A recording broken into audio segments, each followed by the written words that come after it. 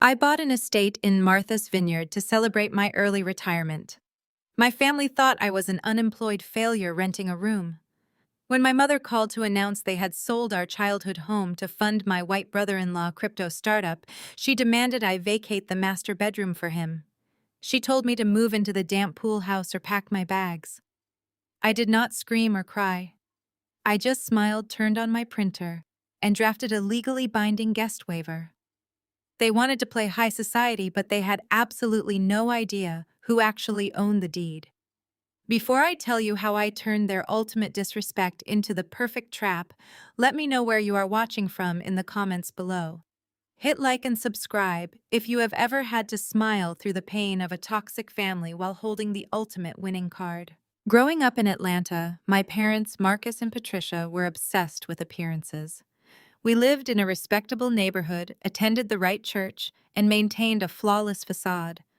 But inside those pristine walls, affection was a currency you had to earn, and I was perpetually bankrupt. My younger sister Chloe was the undisputed golden child. She was bubbly, entirely focused on social climbing, and exactly the kind of daughter my mother wanted to show off at country club luncheons. I was the quiet, analytical one, the girl who preferred forensic accounting to cotillion balls. The contrast between us became the defining narrative of my life. If I scored top marks on a complex financial exam, my father would barely glance at the paper before asking why I could not dress more like my sister. When Chloe brought home her new boyfriend Trent, a white man who spoke loudly about his supposed Silicon Valley connections, my parents practically rolled out a red carpet. Trent was arrogant and completely full of himself, but to my parents he represented the ultimate social upgrade.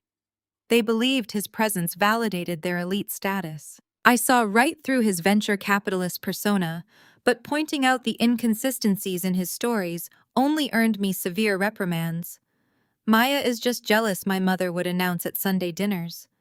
She cannot handle that her sister found a real provider while she is still crunching numbers in a cubicle. They never knew that crunching numbers was my superpower. For 7 years, I worked relentlessly as a forensic auditor building a specialized algorithm designed to detect institutional financial fraud.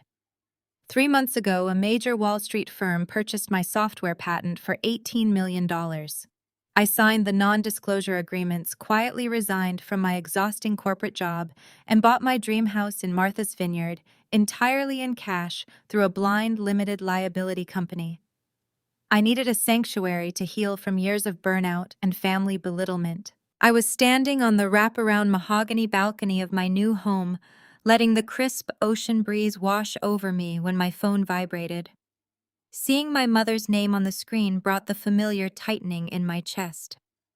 I answered, expecting a demand for money or a complaint about my lack of communication. Instead, she dropped a bomb that knocked the breath out of me. "Maya, we are arriving tomorrow morning," she announced, her voice brisk and entirely unapologetic. "Make sure the house is spotless." I frowned, gripping the wooden railing. Arriving we're at the Vineyard House, obviously she snapped as if I were being intentionally slow. "Trent leased the property for the family. He is expanding his crypto startup and needs an impressive base of operations to host investors.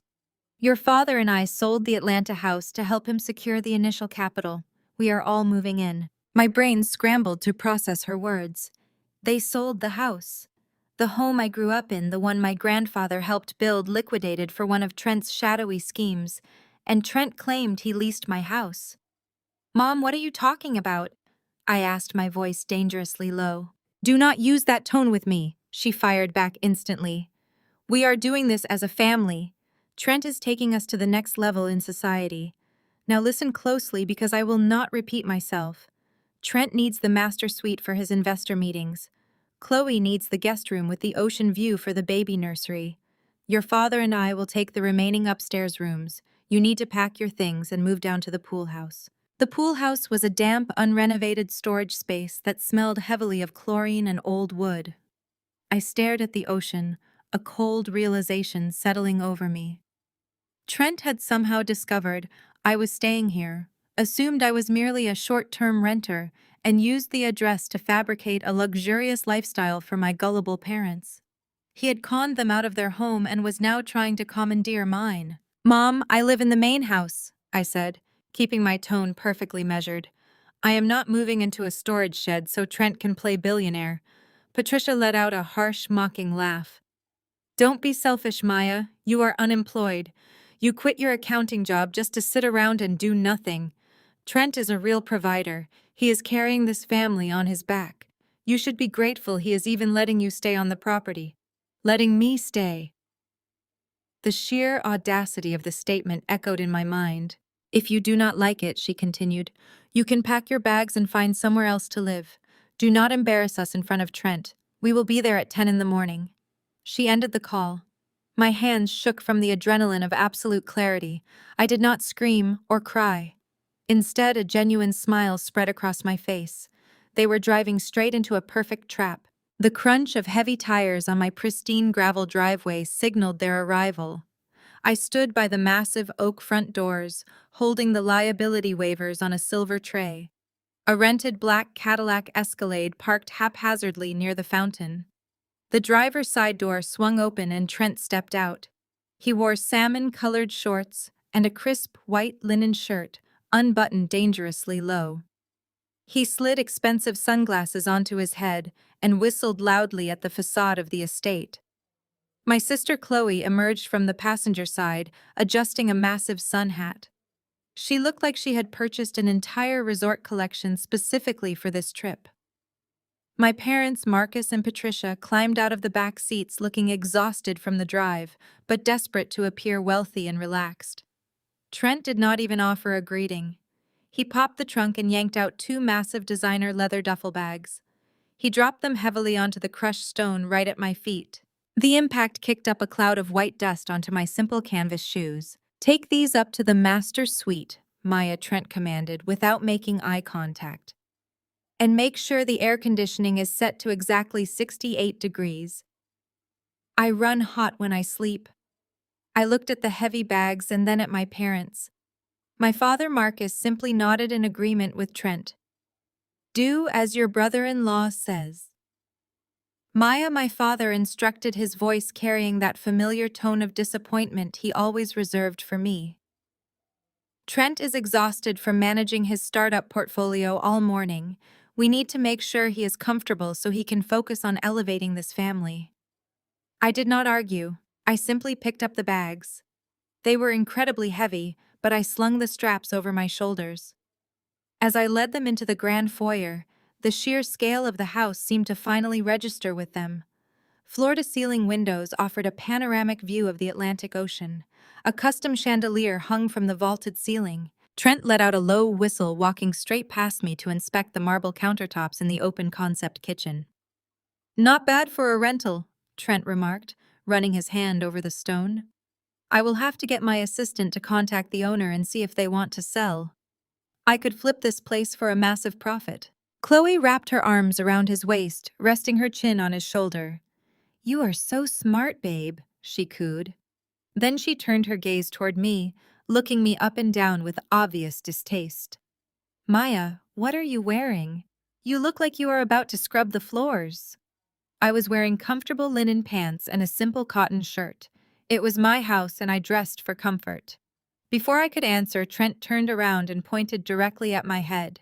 "You know, Maya, there are salons down in Edgartown that can tame that nappy situation you have going on," he said, a condescending smirk playing on his lips. "You do not exactly fit the vineyard aesthetic right now. We are going to be hosting some extremely high net worth individuals here this week. We cannot have you walking around looking like you just rolled out of a commune." My mother, Patricia, immediately let out a sharp laugh. Marcus joined in, chuckling as he clapped Trent on the shoulder. "Trent is right, Maya," my mother said, her voice dripping with artificial sweetness. "I told you years ago that natural hair looks unprofessional. Remember when you lost that junior accounting role right out of college? I told you it was because you refused to relax your hair. You really need to learn from Chloe. She always makes sure she looks presentable for high society." I looked at Chloe and her expensive salon extensions. I remembered that accounting role perfectly. I did not lose the job. I turned it down because the salary was an insult to my qualifications.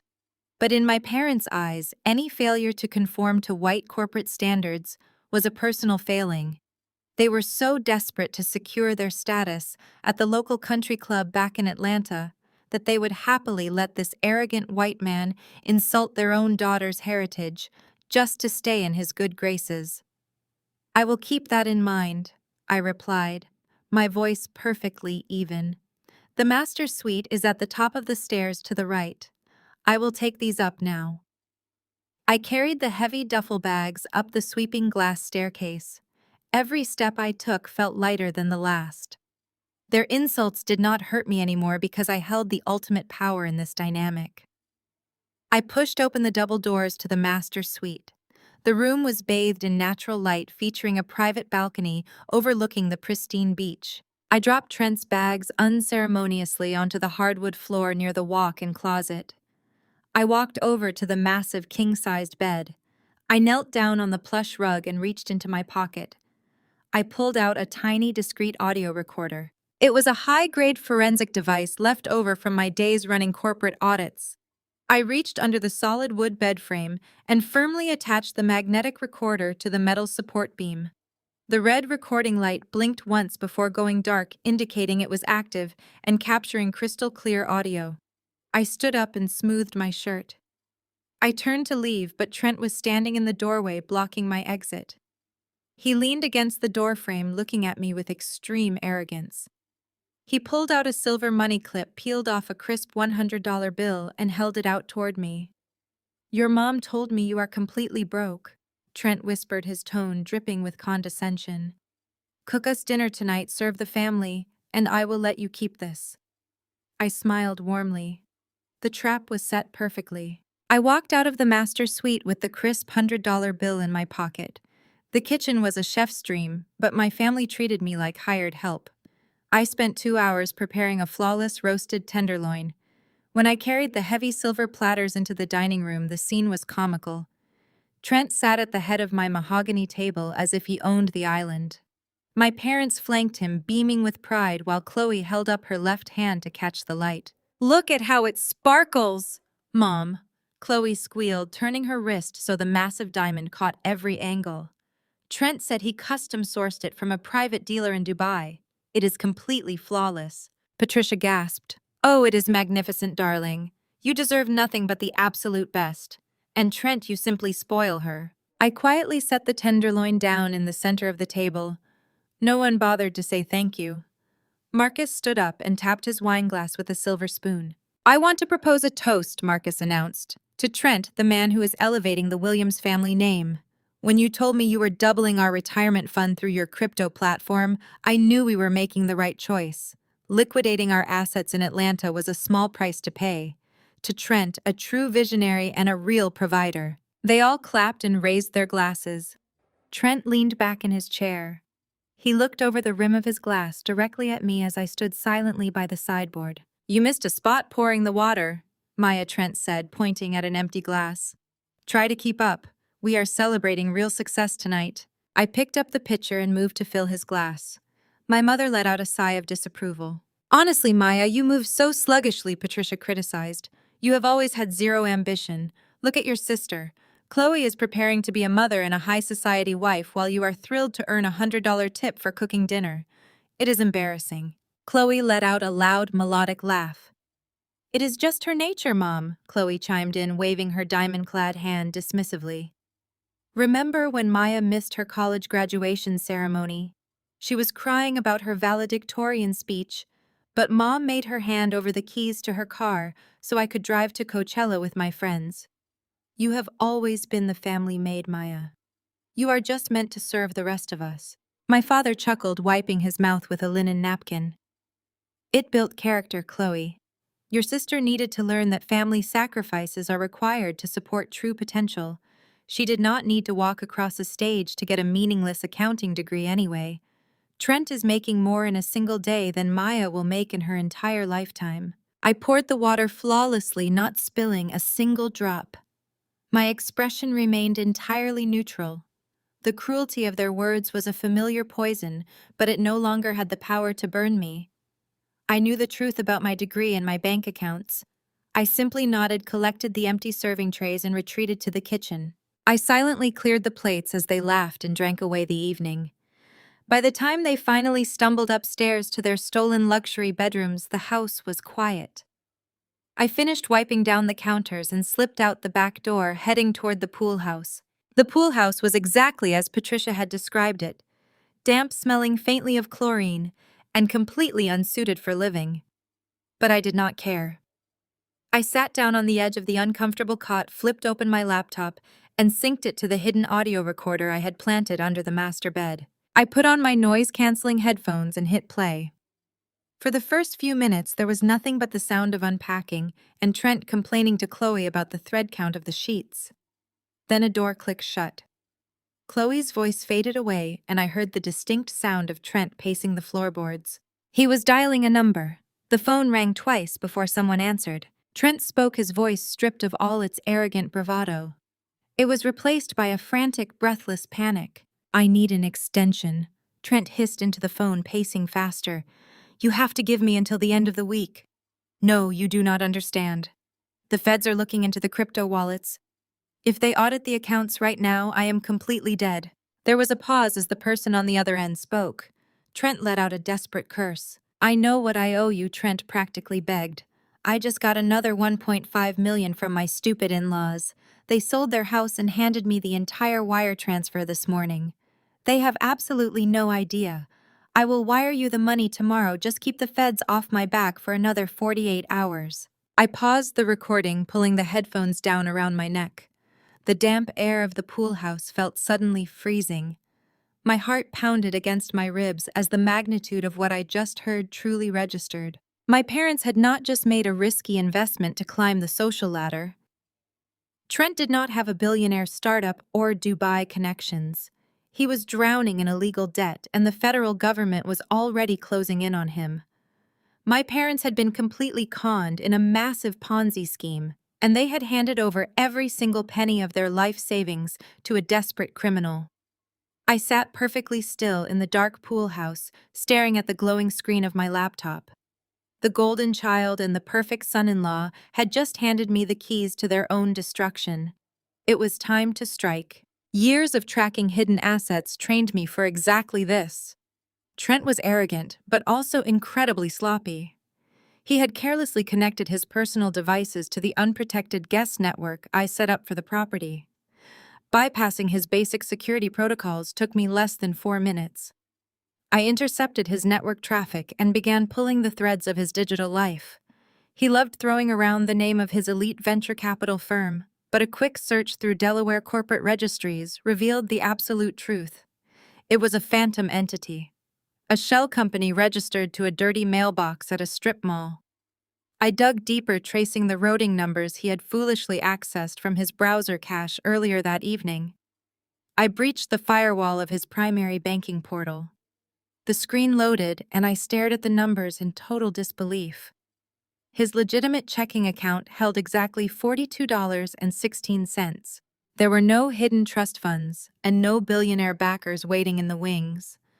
I tracked the $1.5 million wire transfer my parents had sent him just 24 hours ago. The money had already been fractured into dozens of smaller transactions and funneled into offshore accounts to pay off earlier investors in his fraudulent scheme. Trent was running a classic textbook Ponzi operation, and my foolish parents were his latest victims. I spent the next 3 hours methodically downloading every bank statement, every fake ledger, and every frantic email exchange he had saved on his hard drive.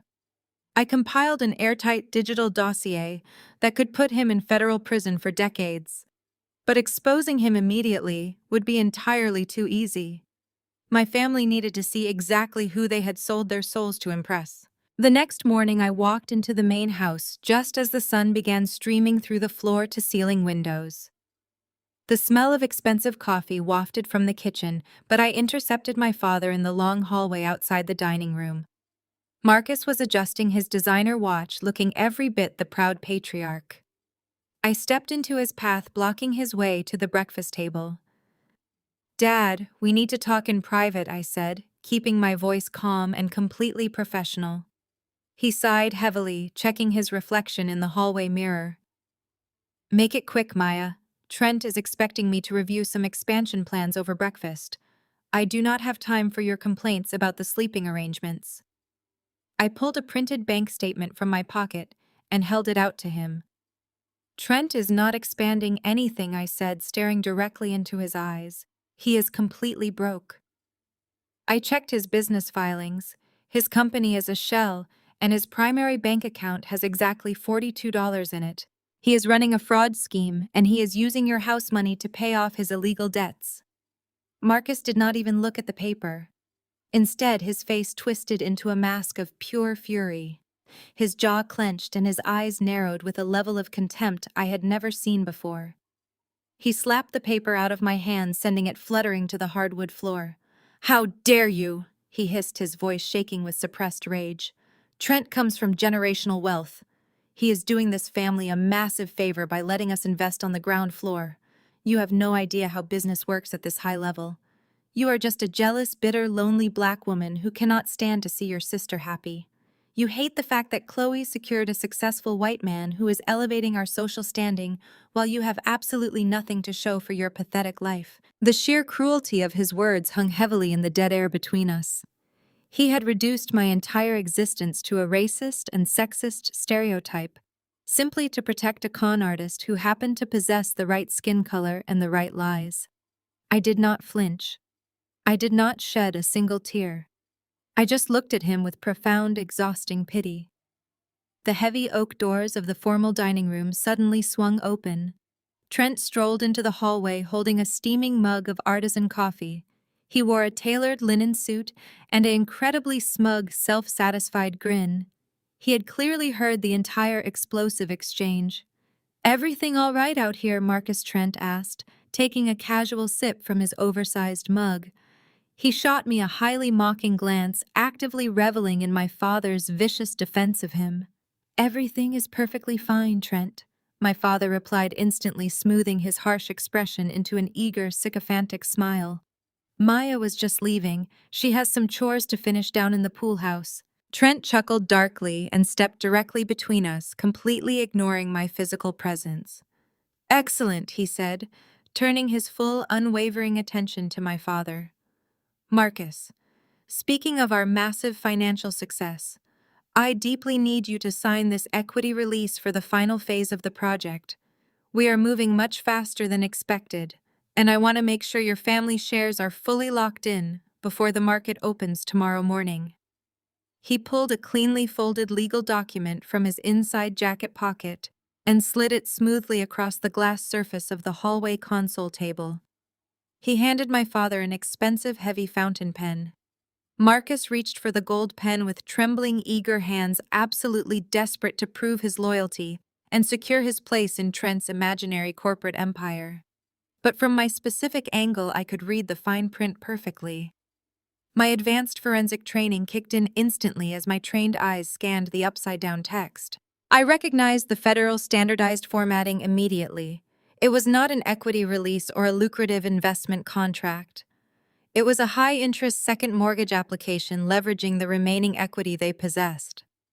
And right there on the bottom line was my father's signature, already perfectly forged. I stared at the forged signature on the second mortgage application. My father was blindly agreeing to sign away his equity, completely oblivious that Trent had fabricated his consent. Before I could process the crime, Trent snatched the paper and shoved it into his briefcase. He clapped his hands, turning his attention to my mother, who was descending the staircase. "Patricia, we have news," Trent announced. "I am hosting an investor mixer here tomorrow night. I invited the top tier of Martha's Vineyard's elite, doctors, lawyers, and investors. We are going to raise the final capital and secure this family's legacy." My mother gasped, pressing her hands to her face. "Oh, Trent, that is magnificent.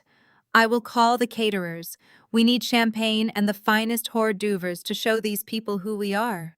Trent held up a hand. "The catering is handled, Patricia, but we need staff." He turned his gaze toward me, a cruel smirk playing on his lips. "Maya, since you live here rent-free, you will serve drinks tomorrow night." My father nodded vigorously. That is a brilliant idea, Trent. Maya, make yourself useful for once. My mother marched up to me, her eyes narrowing. She grabbed my arm, pulling me toward the kitchen. You will not embarrass us in front of Trent's friends, she hissed. I brought a spare uniform from Atlanta. You will wear it. Keep your mouth shut and serve the guests without making a scene. If you ruin this, I will throw your bags onto the street. I looked at my mother's face, twisted in desperation, willing to humiliate her daughter to protect a man robbing her blind. I pried her fingers off my arm. I will wear the uniform, Mom, I said, perfectly calm. I retreated to the damp pool house, the smell of chlorine hitting me. I sat on the cot and pulled out my phone. I texted my former business partner, Evelyn. Evelyn was a high-powered Wall Street lawyer, a ruthless shark who helped negotiate the $18 million sale of my algorithm. She owed me a favor and loved watching arrogant men destroy themselves. My text was brief. Trent Miller is hosting an investor mixer tomorrow night at my vineyard estate. He is running a crypto Ponzi scheme and trying to secure more capital. Attend as an interested whale investor. Wear your most expensive jewelry and do not let him know we know each other. Prepare to ask hard questions. Evelyn's reply came through less than a minute later. I am on the ferry. I will bring the checkbook. Let the games begin. The next evening, the estate was transformed. Luxury cars lined the gravel driveway. The mahogany doors were thrown open, welcoming a stream of wealthy vacationers dressed in resort wear. The ocean breeze blew through the living room, mingling with the smell of expensive perfume and truffle appetizers. I stood in the corner, wearing the stiff black uniform my mother forced upon me. I held a silver tray loaded with champagne flutes. Chloe floated through the room, touching the arms of wealthy doctors and laughing too loudly. My parents stood near the fireplace, vibrating with pride as they watched Trent work the room. Trent was in his element. He wore a sharp navy suit, holding a glass of scotch and speaking with absolute authority to a circle of wealthy men. Evelyn was standing in the center of his audience, sipping champagne and looking at him with feigned fascination. She wore a diamond tennis necklace, signaling to Trent that she was the wealthiest person in the room. The future is decentralized, he declared, waving his scotch glass confidently. Our artificial intelligence algorithm predicts crypto market fluctuations with 98% accuracy. We are seeing returns that traditional hedge funds cannot even comprehend. By getting in on the ground floor tonight, you are investing in a financial revolution that will secure generational wealth. The older men nodded, looking incredibly impressed by his empty buzzwords. My father beamed from the sidelines, clapping his hands. I slowly walked toward the group, balancing the heavy silver tray. I kept my head down, playing the role of the invisible servant exactly as my mother had demanded. As I reached the edge of Trent's circle, I paused. I held out the tray toward a gray-haired cardiologist. Champagne, sir? I asked quietly. Trent glared at me, annoyed by my interruption. Keep moving, Maya, he hissed. We are discussing high-level finance here. Do not bother my guests. I did not move. Instead, I looked directly at Trent, tilting my head slightly, as if gripped by a sudden, innocent curiosity.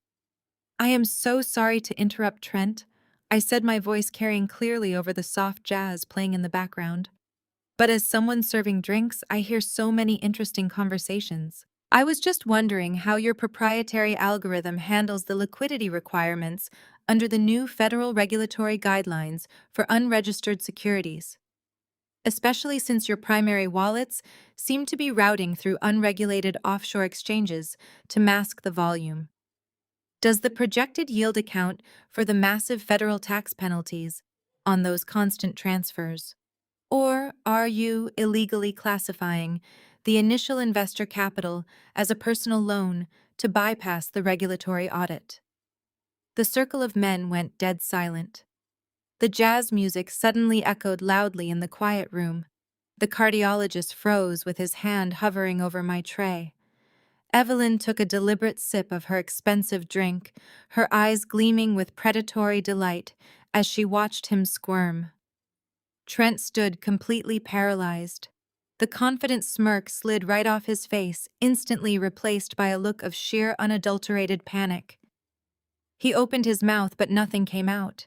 His face turned deep, blotchy red and sweat beaded on his forehead. He looked at me, his eyes wide with terror, as he realized the invisible servant holding the silver tray knew exactly how to dismantle his entire criminal empire with one question. Trent's mouth opened and closed like a suffocating fish.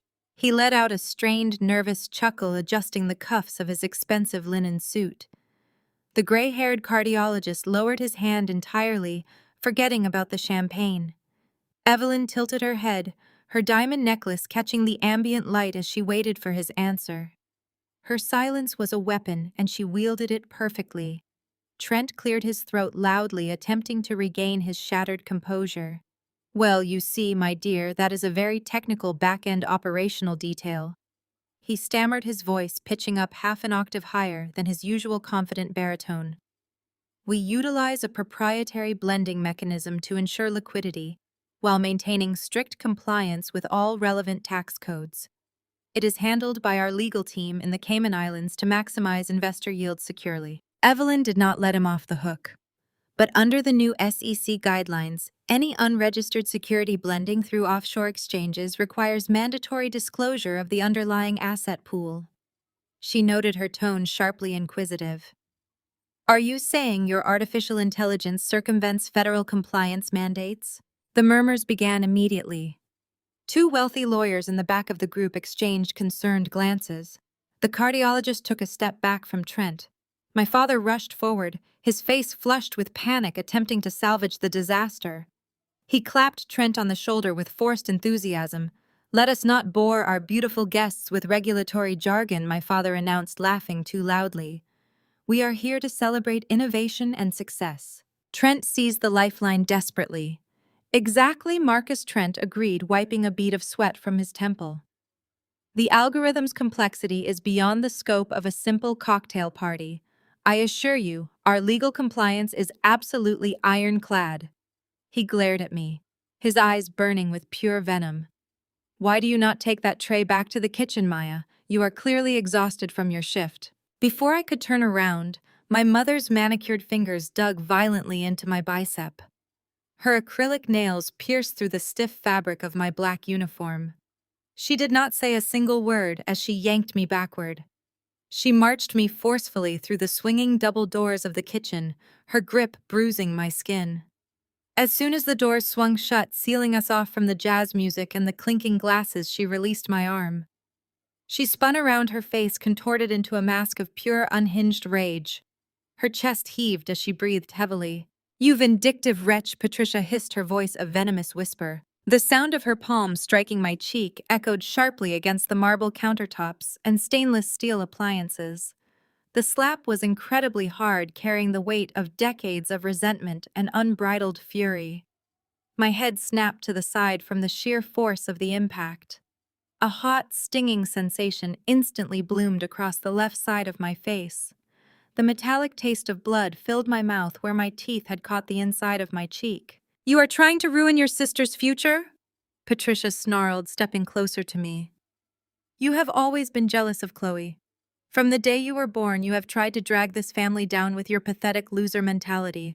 Trent is offering us the world, and you dare to humiliate him in front of high society investors.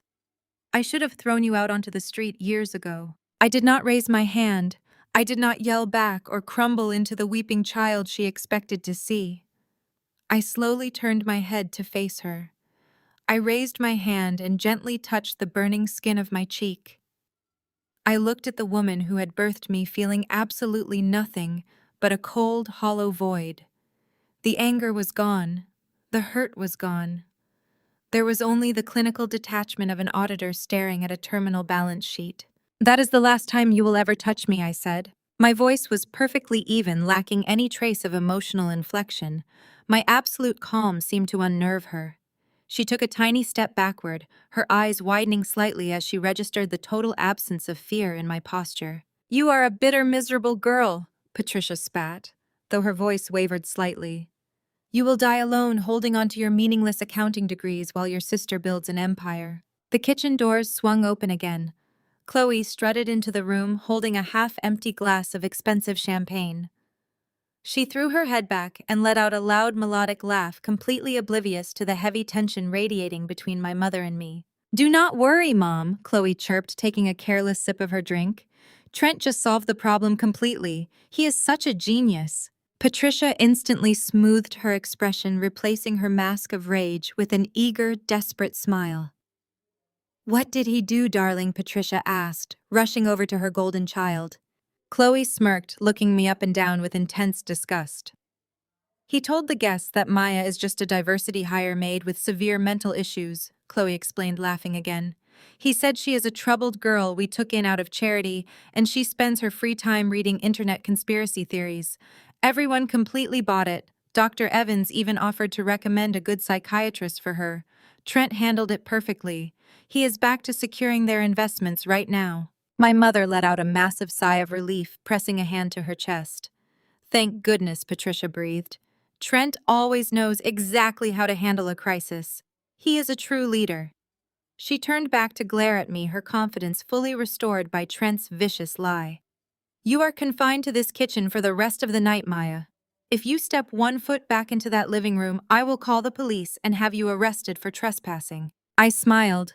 It was a slow, cold, terrifying smile that made Chloe's laughter abruptly die in her throat.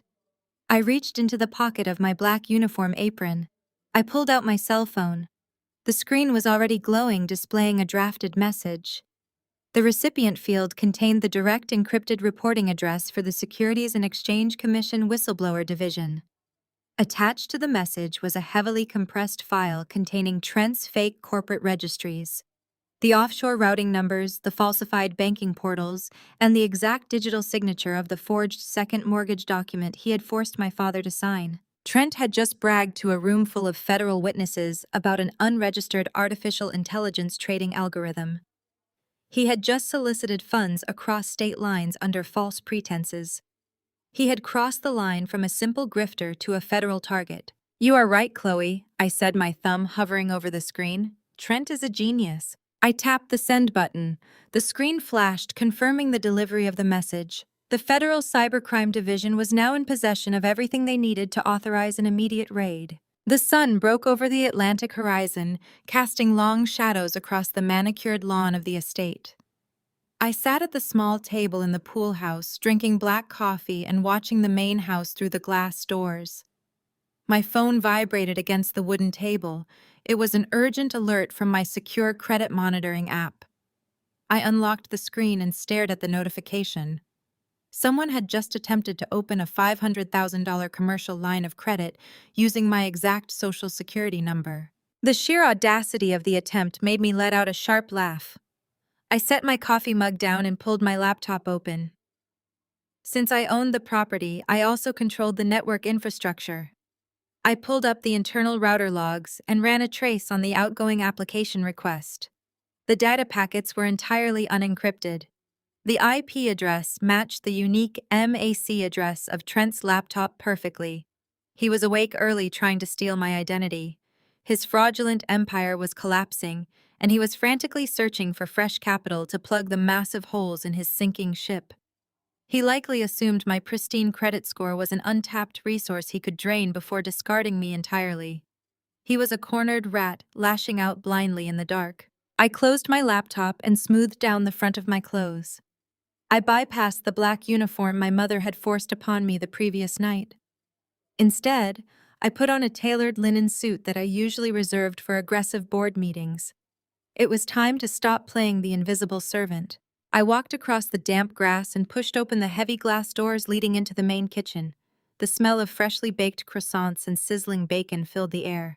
A private chef hired by my mother was busy plating an extravagant breakfast spread. I walked straight past the chef and entered the formal dining room. My family was already seated around the massive mahogany table. Trent looked like he had not slept a single minute. His eyes were bloodshot and his hands trembled slightly as he buttered a croissant. My father Marcus sat at the head of the table reading a financial newspaper, while my mother Patricia adjusted her expensive jewelry. Chloe was busy taking a photo of her plate for social media. I walked to the sideboard, poured myself a cup of fresh coffee, and turned to face them. "Did you know identity theft carries a mandatory federal prison sentence?" I asked. my voice cutting through the quiet clinking of silverware. The heavy silver fork slipped from Trent's trembling fingers and clattered loudly against his porcelain plate. His head snapped up and the remaining color completely drained from his face. He stared at me, his jaw slack with sudden terror. "What on earth are you blabbering about now?" "Maya," Patricia snapped, glaring at my tailored suit with obvious disapproval. "I told you to stay in the kitchen. And why are you wearing that? You look like you are trying to impersonate a lawyer." I took a slow sip of my coffee, keeping my eyes entirely locked on Trent. "I am talking about wire fraud and stolen credentials, Mom," I replied evenly. "I am talking about desperate men who try to open massive commercial credit lines using stolen social security numbers because their own bank accounts are completely overdrawn." Trent swallowed hard, pulling at the collar of his expensive shirt as if it were suddenly choking him. He opened his mouth, but no sound came out. Chloe slammed her phone face down on the table and let out a dramatic sigh. "You are being completely ridiculous, Maya," Chloe sneered, rolling her eyes. "Trent is just doing some routine financial restructuring for the family portfolio. He is moving assets around to maximize our yields. He told me he needed some basic tax information from all of us to finalize the trust documents. You simply would not understand high-level wealth management. You never have. Remember when you begged Dad not to invest in that timeshare property when we were teenagers? You have always been terrified of real financial risk." My father folded his newspaper and slammed it down onto the table. "Your sister is entirely right," Maya Marcus boomed, his voice echoing in the large room. "Trent is working tirelessly to secure our future. He spent the entire morning on the phone with his international brokers. How dare you march in here and accuse him of a federal crime? You are actively trying to sabotage your sister's happiness because your own life is a miserable failure. I demand that you apologize to him right now, or you can pack your bags and leave this property immediately." I looked at my father with deep, exhausting pity. He was blindly defending the exact man who had just forged his signature on a fraudulent second mortgage the night before. He was eagerly handing over the last scraps of his financial dignity to a complete con artist. "I will absolutely not apologize," I stated, my voice radiating pure, icy calm. "And I highly suggest you check your own credit reports, Marcus. You might find some very surprising new accounts listed under your name this morning." Trent's posture suddenly stiffened. The sheer panic in his eyes was instantly replaced by a rigid defensive arrogance. He realized I was not backing down, and his sociopathic survival instincts kicked into overdrive. He pushed his chair back and stood up, towering over the dining table. He smoothed the front of his jacket, projecting a completely manufactured aura of dominance. "Actually, Maya, since you are so incredibly ungrateful and hostile, I took matters into my own hands this morning," Trent declared, a vicious smirk returning to his face. "I was willing to let you stay here out of charity, but your behavior is entirely unacceptable." He reached into his leather briefcase, resting on the floor beside his chair. He pulled out a crisp piece of paper adorned with fake corporate letterhead and slid it smoothly across the mahogany table toward me. "I spoke to the landlord of this estate bright and early today," Trent announced, his chest puffed out with artificial pride. "My venture capital firm just signed an exclusive master lease for this entire property for the next calendar year. We are converting it into a corporate retreat for our elite partners. Since you are not a contracted employee of my firm, you are officially trespassing." My mother let out a sharp laugh of triumph, clapping her hands together. "Oh, Trent, that is absolutely brilliant," Patricia cheered. "Finally, we can have some peace and quiet without her constantly ruining the atmosphere." Chloe smirked at me, crossing her arms over her chest. "You heard him, Maya," Chloe taunted. "Time to go back to whatever tiny apartment you rent in the city." Trent leaned forward, placing his hands flat on the table and glaring down at me. "You have exactly 24 hours to vacate the pool house," Maya, Trent threatened, his voice dripping with condescending authority. "If you are not completely off these premises by tomorrow morning, I will have the local authorities physically drag you out." I did not flinch. I did not blink. I simply looked down at the piece of paper he had slid across the table. It was a completely fabricated lease agreement signed by a phantom property management company. I looked back up at Trent and smiled. It was a wide, cold, terrifying smile that made his arrogant smirk falter slightly. I did not need to point out that the house was not a rental. I did not need to explain that I had bought this $20 million estate in cash 3 years ago. The federal agents speeding toward the island were going to explain that to him very shortly. Trent misread my silence. He assumed my smile was a mask for shock rather than the grim anticipation of a hunter watching her prey walk into a snare. He reached back into his leather briefcase and produced a second document. He slapped it down right on top of the fabricated lease agreement. It was a formal notice to vacate. The paper was complete with a fraudulent notary stamp and threatening legal jargon demanding I leave the premises within 24 hours. Patricia stepped forward, crossing her arms over her chest. Her eyes were devoid of any maternal warmth. "Pack your bags, Maya," she commanded, her voice dripping with absolute disgust.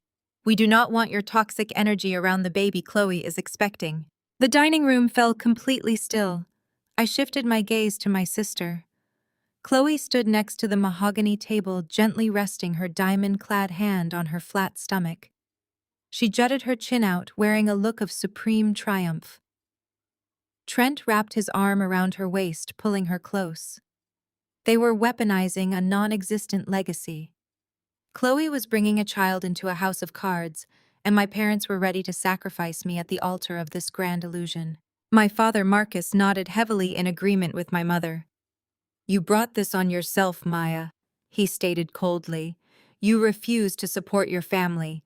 You actively try to tear down your brother-in-law out of sheer spite. We need a positive environment for my first grandchild. You are no longer welcome here." I looked down at the forged eviction notice. I could easily pull up the property deed on my phone. I could show them the county records proving I was the sole owner of the estate. I could expose Trent's empty bank accounts right there over the breakfast spread, but confronting them now would only lead to a messy screaming match. They would deny the evidence. Trent would spin another web of lies. They were too deeply brainwashed by his promises of high society wealth to believe a simple truth from the daughter they despised. I needed them to feel completely victorious. I needed them to relax their guard entirely, because federal agents prefer their targets unaware and unbothered when they kick down the front door. It was time to give them exactly what they wanted. I let the cold smile drop from my face. I deliberately relaxed my posture, letting my shoulders slump forward in a picture of total defeat.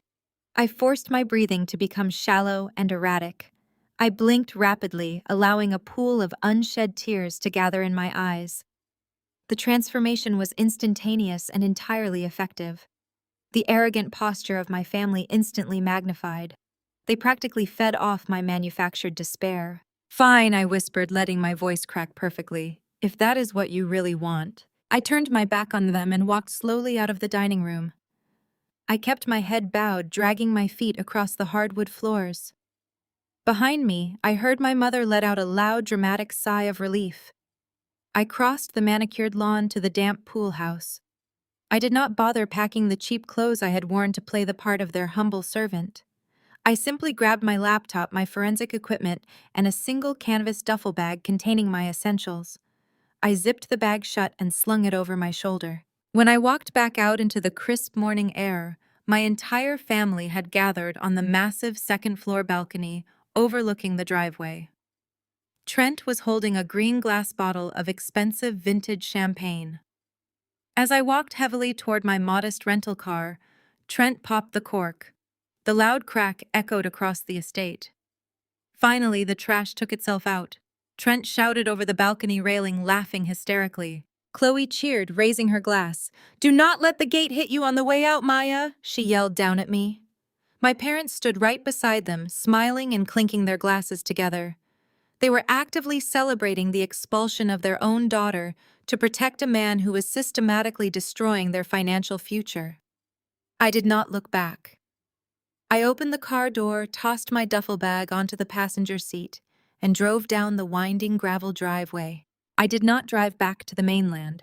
I navigated the coastal roads of Edgartown and pulled into the private underground garage of a highly exclusive luxury hotel located just 2 miles down the road. The valet greeted me by name as I handed over the keys. I took the private elevator straight to the penthouse suite I had booked under my corporate account months ago. The suite featured panoramic views of the ocean, but I ignored the scenery. I threw my bag onto the plush king bed and immediately set up my laptop on the glass desk. I opened my encrypted security portal. When I purchased the $20 million vineyard estate 3 years ago, I gutted and upgraded the entire infrastructure. The property was rigged with military-grade hidden security cameras. They were seamlessly integrated into the smoke detectors, the thermostat housings, and the custom lighting fixtures. No one could detect them, but they captured everything in crystal-clear 4K resolution with flawless audio. I tapped the screen, and a grid of live camera feeds populated my monitor. I clicked on the main living room feed. My family was sitting on my custom-imported Italian leather sofas, drinking my private reserve wine. Trent was lounging with his feet propped up on the mahogany coffee table, bragging to my father about the fake offshore accounts. Chloe was scrolling through her phone, planning a luxurious nursery with money she did not possess. They looked so incredibly comfortable in a house they were actively stealing. I reached into my pocket and pulled out my cell phone. I dialed a direct encrypted line. The call connected on the first ring. Evelyn answered, her voice sharp and fully alert. "Are you in position?" "I am in the penthouse," I replied, watching Trent take another sip of my expensive champagne on the monitor. "The blast zone is completely clear. They think they just kicked me off my own property. They are celebrating." Evelyn chuckled a dark, lethal sound. "I just finished breakfast with the cardiologist from last night." Trent's little performance did not fool anyone with actual money. The entire island is whispering about his massive regulatory liabilities. The SEC agents are already reviewing the data packet you sent last night. "What is your next move?" I leaned closer to the glowing screen, watching my mother pour herself another glass of wine. The trap was perfectly primed, and they had cheerfully locked themselves inside. "Freeze all of Trent's remaining assets." I commanded, my voice entirely devoid of mercy. "It is time." For 48 hours, I sat entirely glued to the high-definition hidden security camera feeds. The descent into total absolute chaos was swift. They treated the $20 million estate just like a cheap rental. They invited a swarm of superficial acquaintances to celebrate their supposed triumph. The hidden cameras captured every appalling detail of their wild parties. Guests spilled red wine on silk rugs and dropped cigarette ashes onto century-old hardwood floors. Chloe paraded around in designer swimwear, screaming at the private chef to keep the hors d'oeuvres coming. The financial bleeding was satisfying to monitor. With Trent's remaining domestic accounts frozen, his debit cards were instantly declined. Unwilling to look poor, Trent bullied my father into handing over his platinum credit cards. Alerts lit up my phone via the secondary monitoring software I had installed on my parents' accounts. Trent racked up thousands in hours. He ordered caviar, champagne, and cigars, all charged directly to Marcus. My parents' behavior was pathetic. Audio caught their panicked whispers. Marcus paced the floor, staring at his phone as charge alerts rolled in. Patricia wrung her hands. "We cannot say anything," my mother pleaded. "Trent is managing a massive cryptocurrency portfolio. He is having a temporary liquidity issue. If we upset him, he might cut us out. We must keep him happy." Marcus rubbed his face and ultimately nodded. They watched their savings evaporate, terrified of upsetting their wealthy son-in-law. By the afternoon of the second day, the parties had finally died down, leaving the house looking like a disaster zone. The timing was absolutely perfect. Trent had spent the morning furiously pacing the balcony, screaming at his offshore brokers over a burner phone, trying to figure out why his accounts were locked. He was desperate and backed into a corner. That was exactly when Evelyn made her grand entrance. A sleek black town car pulled into the gravel driveway. Evelyn stepped out, looking like a terrifying vision of Wall Street royalty. She wore a pristine white tailored suit, projecting an aura of intimidating wealth. Trent practically tripped over himself, rushing down the front steps to greet her. He had been courting this specific whale investor for weeks, completely unaware the woman he was trying to con was my corporate attorney. Evelyn played the part flawlessly. She toured the trashed living room with a look of mild amusement, stepping over empty bottles in her stilettos. She allowed Trent to seat her at the mahogany dining table, while Chloe hovered nearby, offering fake smiles. My parents stood awkwardly in the background, vibrating with nervous energy as they watched Trent try to reel in the massive fish. I turned up the audio feed on my laptop, leaning in closer. "This is a magnificent property," Evelyn purred, taking off her sunglasses. "It certainly projects the kind of stability I look for before committing capital to a new venture." Trent puffed out his chest, his arrogant smirk returning in full force. "Only the best for my family and my partners," he boasted smoothly.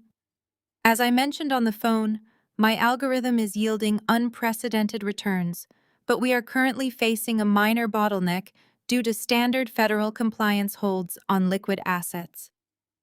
I am looking for a short-term bridge loan of $5 million to finalize a massive offshore acquisition. Evelyn tapped her manicured fingernails against the polished wood. $5 million is a substantial bridge loan, Trent. Even for a portfolio of your supposed size, I require physical collateral. Unregistered cryptocurrency does not satisfy my risk management team. Trent did not miss a beat. He reached into his briefcase and pulled out a thick stack of papers.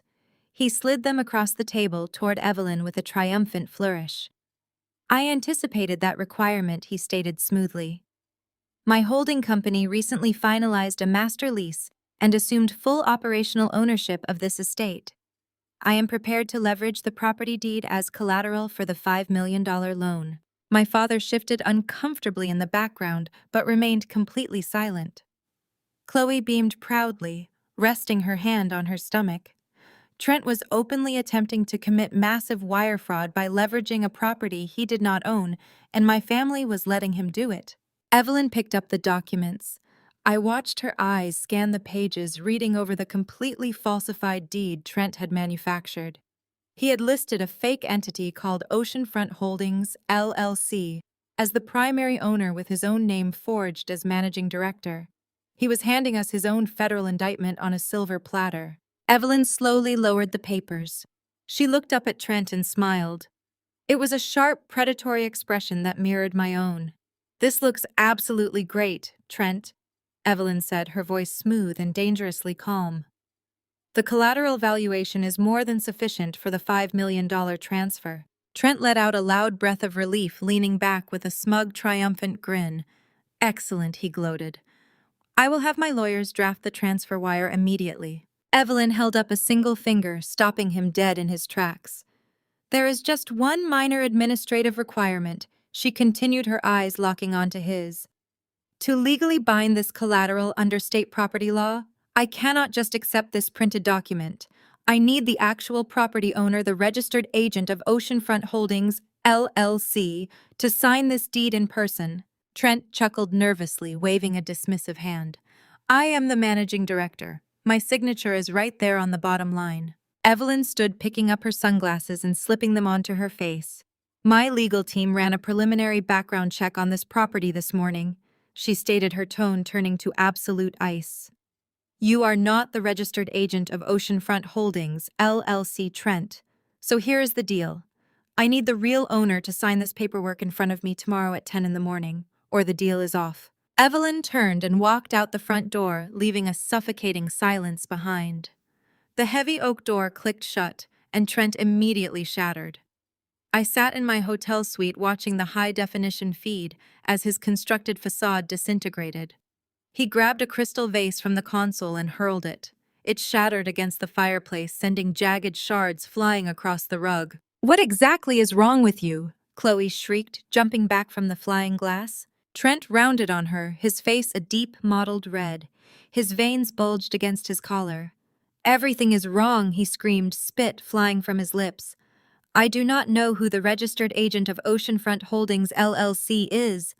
I pulled that shell company name off a random tax record to make the lease look legitimate. I thought it was a dead entity." I never expected her team to pull the actual registry files.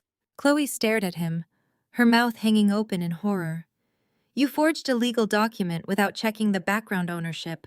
she asked, her voice trembling. Trent paced like a caged animal, running his hands frantically through his hair. "I needed the collateral, Chloe," he snapped. "That woman is holding $5 million. If we do not secure that cash by tomorrow, my creditors will liquidate our remaining assets and seize your car. I am out of capital." I adjusted the volume on my laptop, absorbing his panic. Trent dropped onto the leather sofa, burying his face in his hands. He was backed into a tight corner. Suddenly his head snapped up. His eyes darted around the room as a desperate manic energy took hold of him. "I will hire someone," Trent declared, his voice dropping to a rapid whisper. "I will find a struggling actress in town. I will pay her $10,000 to show up tomorrow, hand over a fake ID, and sign the documents as the director of Oceanfront Holdings LLC. The investor just needs a warm body with a signature." Before Chloe could formulate a response, Patricia marched into the living room. She had been eavesdropping, and her expression was not one of maternal concern or moral outrage. My mother looked entirely calculating. "You will do whatever it takes to get that funding," Patricia stated, crossing the room to stand in front of him. I leaned closer to the monitor. My own mother was actively crossing the line from a passive victim into a willing accomplice to federal fraud. "Mom, you cannot be serious," Chloe protested, taking a step back. "He is talking about hiring an imposter to commit wire fraud. If they get caught, we could all go to prison." Patricia silenced her golden child with a sharp wave. "We are not going to prison," Patricia snapped. "We are going to Atlanta.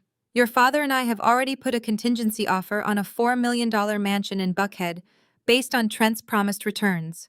If this deal falls apart, we lose our earnest money and we become the laughingstock of our entire social circle. We need that $5 million. Marcus entered the room, adjusting his golf shirt. He looked at the shattered crystal on the floor and then at Trent.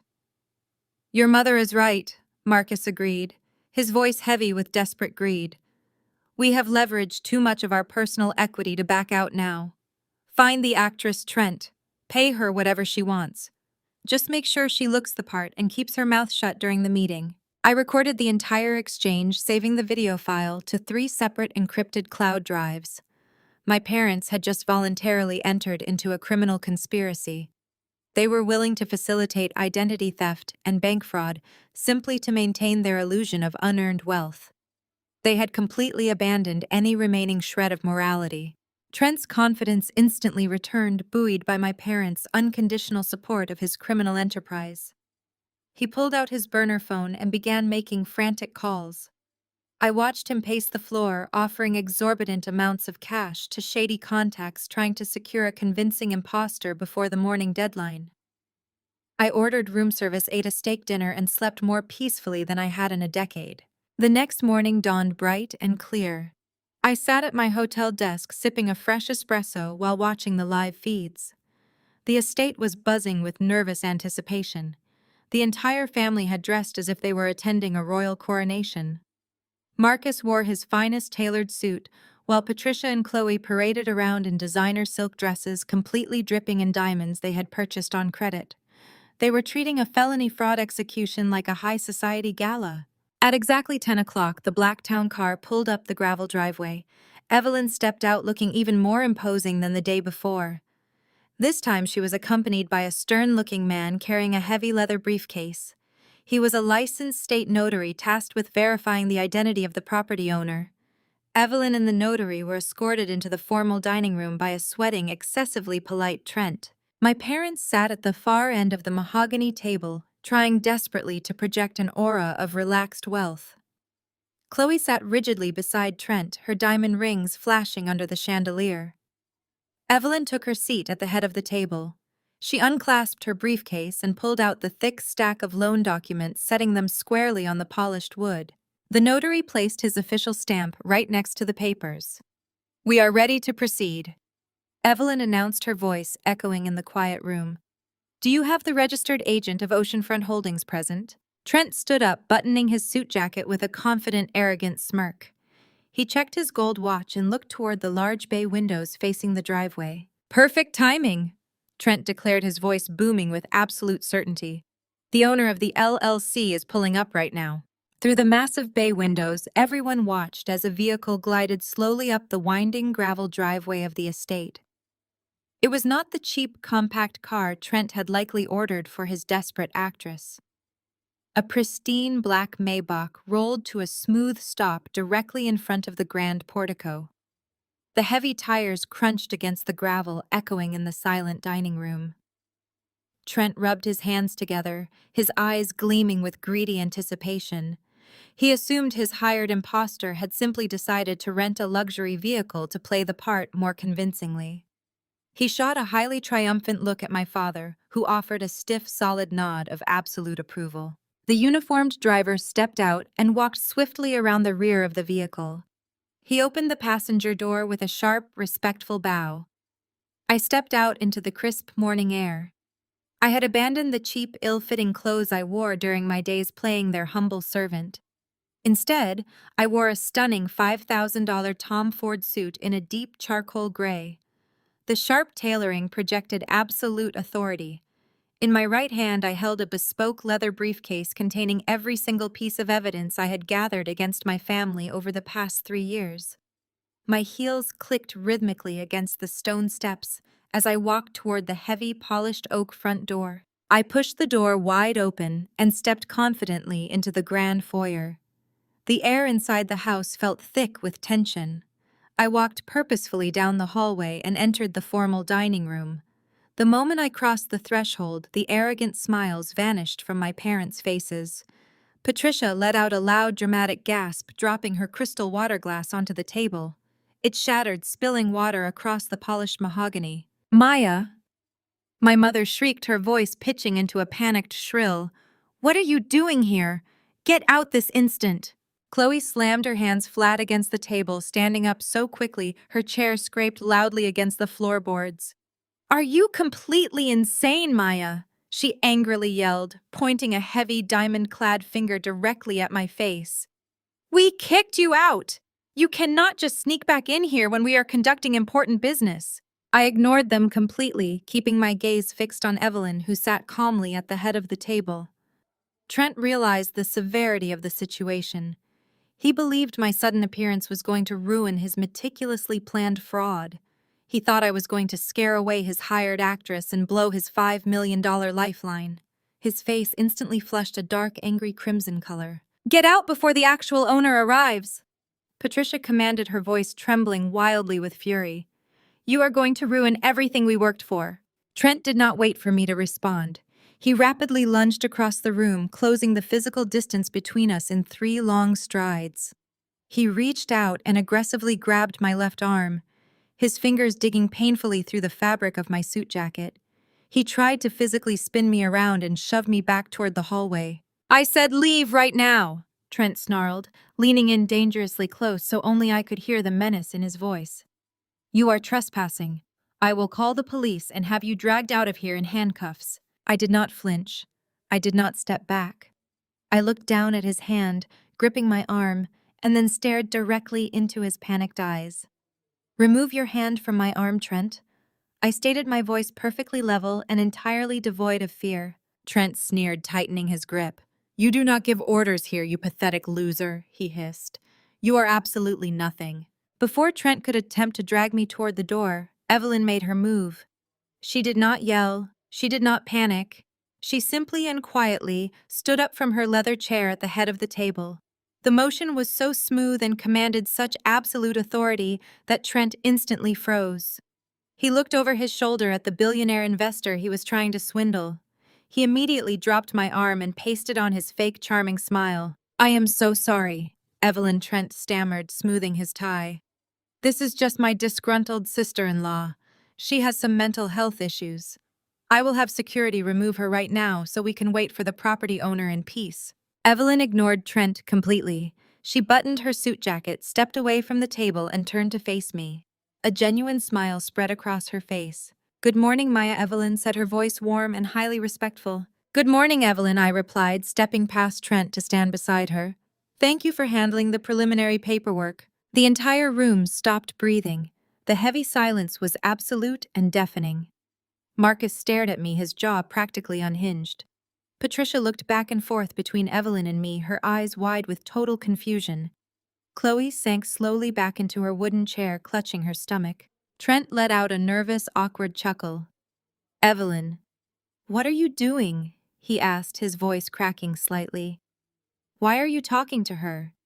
She is nobody." Evelyn slowly turned her fierce gaze toward the family. The warmth vanished from her face, replaced by a look of sheer, lethal, predatory amusement. She looked at Trent as if he were a bug she was preparing to crush under her stiletto. "Allow me to introduce you to Maya Williams," Evelyn announced, her voice ringing with crystal-clear authority across the dining room. "The founder and chief executive officer of Williams Tech. And more importantly for our current business transaction, the sole registered owner of Oceanfront Holdings, LLC." Evelyn gestured toward me with a graceful sweep of her hand. She leveled a stare at my parents that made them physically recoil. "She is not trespassing," Evelyn stated, delivering the final crushing blow. "This is actually her own house." Complete and utter silence descended upon the dining room. It was a thick, suffocating quiet. Chloe sat frozen, her jaw dropping open as she stared at me. The smug satisfaction that had defined her expression for the past 48 hours evaporated entirely, leaving behind a mask of vacant horror. Marcus blinked rapidly, his eyes darting wildly between Evelyn and me. His mind was visibly struggling to process the impossible information he had just been handed. He swallowed hard, his Adam's apple bobbing against his stiff collar. "Your house?" Marcus stammered. "What do you mean, your house? That is impossible. Trent said he leased it. Trent showed us the paperwork." I walked directly to the mahogany table and dropped my bespoke leather briefcase onto the polished wood. The heavy thud echoed sharply. I clicked the brass locks open and reached inside. I pulled out the official county property records. I slid the authentic notarized documents across the table. Trent did not lease anything, I stated. He downloaded a fake warranty deed template and printed it to deceive you. I bought this estate in cash for $4 million exactly 3 months ago. Patricia let out a strangled gasp, clutching her chest as if struck. $4 million, she repeated, her voice trembling and cracking. "Where on earth would you ever get $4 million? You do not even have a job, Maya. You quit your little computer position because you could not handle the pressure." I looked at my mother, feeling absolutely no pity for the woman who had happily plotted to steal my home just hours prior. "I did not quit my job, Mom," I replied, holding her gaze. "I retired completely." I watched her process the word as I reached back into my briefcase. I produced a bound financial prospectus and tossed it onto the table right next to the authentic property deed. That little computer position was actually my own proprietary artificial intelligence startup, I explained, watching the blood drain completely from Trent's face. "I spent the last 5 years developing a predictive analytics algorithm designed specifically for high-frequency trading platforms. 3 months ago, a major Wall Street firm purchased my algorithm and acquired my entire company. They paid $18 million in cash." The air left the room again. Chloe let out a high-pitched whining sound, covering her mouth with both hands. Her diamond rings suddenly looked cheap and gaudy compared to the staggering numbers I had just casually dropped onto the table. Marcus physically slumped back into his chair, his face turning an unhealthy shade of gray. He was a man who worshipped wealth and status above all else, and he was currently realizing he had just completely alienated a daughter who possessed more liquid capital than he could ever dream of earning in 5 lifetimes. "You lied to us," Chloe cried out, pointing a shaking finger at me. "You came here wearing cheap clothes and let us treat you like a maid. Why would you do that?" "I did not lie to anyone, Chloe," I answered, keeping my tone perfectly even. "I simply allowed you all to believe whatever you wanted to believe. You were so desperate to see me as a failure that you never bothered to ask a single question about my actual life. You threw me away the second you thought I was a liability. You practically celebrated throwing me out of my own home just to protect a man who has been systematically draining your bank accounts." Trent was sweating profusely. Large beads of perspiration rolled down his forehead and soaked into the collar of his expensive dress shirt. His grand illusion was collapsing around him in real time, and the panic was making him physically twitch. The fake offshore accounts, the fabricated lease, the non-existent legacy, it was all exposed. Evelyn sat silently watching him squirm with absolute predatory delight. She was enjoying the show just as much as I was. Trent suddenly let out a loud, barking laugh. It was a harsh, grating sound completely devoid of any actual humor. He clapped his hands together, rubbing his sweaty palms furiously. "Wow," Maya Trent shouted, forcing a massive, desperate grin onto his face. "What an absolutely great prank. You really had us going there for a minute. That is such incredibly wonderful news about your new tech company. Just incredible." He stepped forward, attempting to bridge the physical gap between us. He reached out as if to hug me, but I shot him a glare so lethal he instantly froze in his tracks. He awkwardly lowered his arms, clearing his throat. "Look, we are all family here," Trent continued, his voice taking on a sickeningly sweet, pleading tone. "We have had our little misunderstandings, but at the end of the day, family sticks together. You have the property deed, and Evelyn is here with the capital. Since you are the registered agent, we do not even need the actress anymore. Let us just put the past behind us, sign the collateral deal, and make some real money together. We can all be incredibly wealthy and happy together, Maya." He actually believed he could still salvage his fraudulent bridge loan. He genuinely thought he could sweet-talk me into leveraging my own $20 million estate to fund his desperate escape from the massive debts he had accumulated. The sheer audacity of his narcissism was almost impressive. He was nothing but a cornered rat trying to charm a snake. I maintained my icy stare, slowly reaching back into my leather briefcase one final time. I bypassed the financial statements and the property records, finding the thick black folder resting at the very bottom.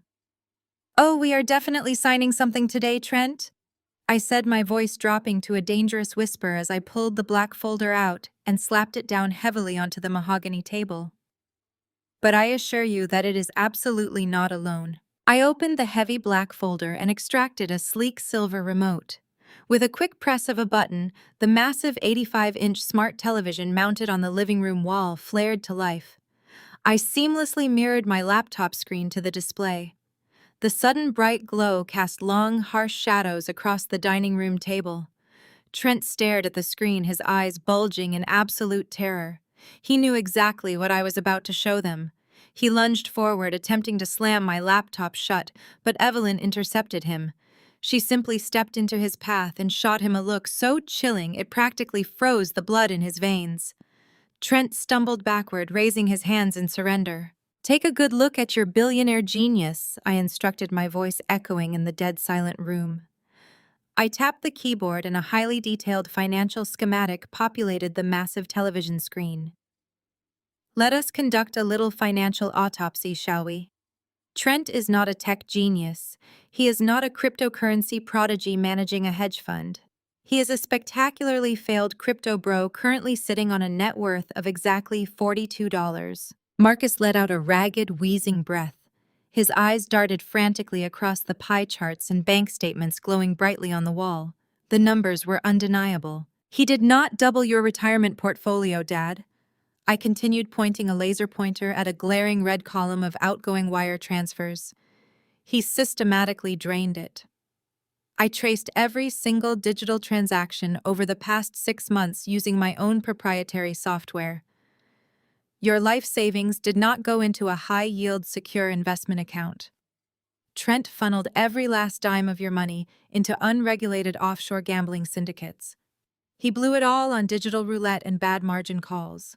Trent opened his mouth to speak, but only a pathetic squeaking sound emerged. His tailored suit was completely drenched in nervous sweat. "You handed him the equity from your home, Marcus," I said, leaning over the table to look my father directly in the eyes. "You gave him your retirement funds. You let him max out your platinum credit cards to fund his fake lifestyle. And he took all of it. Your money paid for the expensive dinners, the leased sports cars, and the fake designer watches he used to convince you he was rich. He is broke, and now because of your blind, absolute trust, so are you." The sheer magnitude of the devastation hung heavily in the air. For a moment, the only sound was the low hum of the television screen. Then Patricia completely snapped. She could not handle the psychological collapse of her carefully constructed high society fantasy. Her mind aggressively rejected the irrefutable evidence staring her right in the face. "You are lying!" Patricia screamed, her face twisting into an ugly mask of pure denial. She slammed her fists onto the mahogany table. "You forged this. You fabricated all these numbers because you are bitterly jealous of your sister. You have always hated Chloe for being prettier and more successful. You just cannot stand that she found a wealthy man while you ended up alone. You are trying to ruin her perfect life out of pure spite." I did not even blink at my mother's desperate, venomous outburst. It was exactly the reaction I had anticipated. She would always choose the comforting lie over the painful truth. I simply turned my attention back to my laptop. "I do not need to forge anything, Mom," I replied, my voice completely devoid of emotion. "I am a forensic data analyst. I deal in absolute facts. But if you refuse to believe the bank records, perhaps you will believe his own words." I clicked a single audio file on my desktop. The crisp, crystal-clear sound of Trent's voice instantly filled the room, captured perfectly by the hidden military-grade microphones I had installed in the ceiling fixtures weeks ago. The recording started playing loudly. "I cannot believe how easy this is," Trent's recorded voice bragged, followed by the clinking of a glass. "The old man just wired me another $500,000. That brings the total to $1.5 million. They do not even ask for receipts. They are so desperate to be part of the elite club they just blindly sign whatever I put in front of them. It is almost too pathetic to watch." The recording captured Trent laughing, a cruel, mocking sound that reverberated off the walls of the dining room. Patricia gasped, physically recoiling as if she had been slapped across the face. Her hands flew up to cover her mouth. The sheer, undeniable proof of his theft echoed around us, shattering her protective delusions into a million irreparable pieces. Chloe began to tremble uncontrollably. Her perfectly styled hair fell across her face as she turned toward Trent. Her eyes were wide, pooling with desperate, panicked tears. She grabbed his arm, shaking him violently. "Tell them she is lying!" Chloe begged, her voice cracking into a high, hysterical pitch. "Tell them it is a fake recording, Trent. Tell my parents you did not steal their money. Tell them we are still buying the mansion in Atlanta. Please, Trent, say something." Trent looked down at Chloe, grabbing his arm. He looked at my parents, who were staring at him with a mixture of dawning horror and complete financial ruin. He looked at Evelyn, the investor he had tried to con, who was now dialing a number on her cell phone to alert federal authorities. Finally, he looked at me, standing triumphantly at the head of the table. The realization that he was completely trapped finally settled over him. There was no charm left to deploy. There was no lie left to spin. He was facing federal prison time for wire fraud, and he knew it. The charming, polite facade instantly melted away, revealing the ugly, vicious core beneath. He violently ripped his arm out of Chloe's grasp, pushing her away so hard she stumbled back into her chair. "So what?" Trent roared, his voice booming with pure explosive arrogance. He glared at my parents, his face contorted with absolute disgust. "So what if I took your money? You stupid, pathetic people practically shoved your bank accounts into my pockets. You handed me your life savings because you were desperate to have a white guy in your family photos." Marcus stood up, his face purple with rage, but Trent did not let him speak. "Do not act like you are the victims here," Trent sneered, stepping toward my father with his chest puffed out. His inherent racism and towering superiority complex erupted completely unfiltered. "You wanted the country club status. You wanted to parade me around your neighborhood to prove you had finally made it into the upper echelons of society. You cared more about the optics of having a wealthy white son-in-law than you cared about actually reading a damn contract. You bought an illusion because you are entirely hollow inside. I just provided the service you so desperately craved, and it cost you everything." The echo of Trent's vicious words hung in the dining room like toxic smoke. For a fraction of a second, nobody moved. Then something inside my father completely snapped. The carefully maintained facade of the stoic, wealthy patriarch shattered into a million irreparable pieces. With a primal, guttural roar, Marcus launched his entire body across the space, separating him from Trent. He swung his fists wildly, completely abandoning any sense of decorum or dignity. He just wanted to tear the smug, arrogant smile right off his fraudulent son-in-law's face. But Marcus was an aging man, fueled by blind panic while Trent was younger and anticipating the attack. Trent simply took a quick, calculated step to the right. Marcus missed his target entirely. His expensive leather shoes slipped violently on the polished hardwood floor. He let out a sharp cry as his feet flew out from under him. He crashed heavily into the edge of the mahogany table before collapsing onto the floor in a pathetic heap of tailored wool and shattered pride. He lay there gasping for breath, clutching his ribs, looking small and utterly broken. Patricia let out a piercing wail and dropped to her knees beside him. She did not reach out to comfort her husband. Instead, she grabbed the lapels of his suit jacket, shaking him as if trying to wake him from a nightmare. She stared wildly at the scattered financial documents resting on the table above them. The horrifying reality of their situation was finally penetrating her thick armor of denial. "We sold the house, Marcus," she shrieked, her voice tearing at the seams. "We sold our home of 30 years. We gave him the cash. It is all gone. Every single penny is gone." She slumped backward, sitting flat on the floorboards as a wave of paralyzing despair washed over her. The reality was absolute and inescapable. They were completely penniless. They had voluntarily liquidated their entire life, leveraging every asset they possessed, just to fund the extravagant lifestyle of a con artist who despised them. They had traded their financial security for a lie. Patricia buried her face in her hands, rocking back and forth as heavy sobbing racked her body. Chloe remained frozen in her chair, staring blankly at the wall, unable to process the destruction of her high society fantasy. The silence was broken only by my mother's weeping and my father's ragged breathing. I stood motionless beside Evelyn, watching the absolute ruin of the people who had made my childhood a living hell. I felt no pity. I felt no remorse. I simply watched the natural consequences of their boundless greed and shallow vanity finally catch up to them. Slowly, Patricia lowered her hands. Her makeup was ruined, smudged black across her cheeks. She looked up at me from the floor. Her eyes, previously filled with such intense hatred and disdain, now held nothing but naked, desperate panic. She scrambled to her feet, stumbling slightly before rushing toward me. She stopped just inches away, reaching out with trembling fingers. "Maya," she gasped, her voice dropping into a pathetic, pleading whine. "Maya, you are rich. You are incredibly wealthy. You can fix this. You can make this all go away." I stared down at her trembling hands, refusing to step back or show any emotion. "You have to help us, Maya," Patricia begged, tears streaming down her face. "You have to let us stay here in this house. We have nowhere else to go. The bank will seize everything we have left by Monday morning. We are your family. We are your blood. You cannot just leave us out on the street." I looked into her pleading eyes. I searched my heart for even a single drop of sympathy, but the well was completely dry. I remembered the countless times I had begged her for basic affection only to be met with cold rejection. I remembered the endless criticisms, the cruel comparisons to Chloe, the way she had actively participated in my humiliation. "You slapped me in this very kitchen, Patricia," I stated, my voice as cold and hard as solid ice. I watched her flinch as the memory hit her. "You looked me in the eyes and struck me across the face to protect the man who just admitted to stealing your entire retirement fund.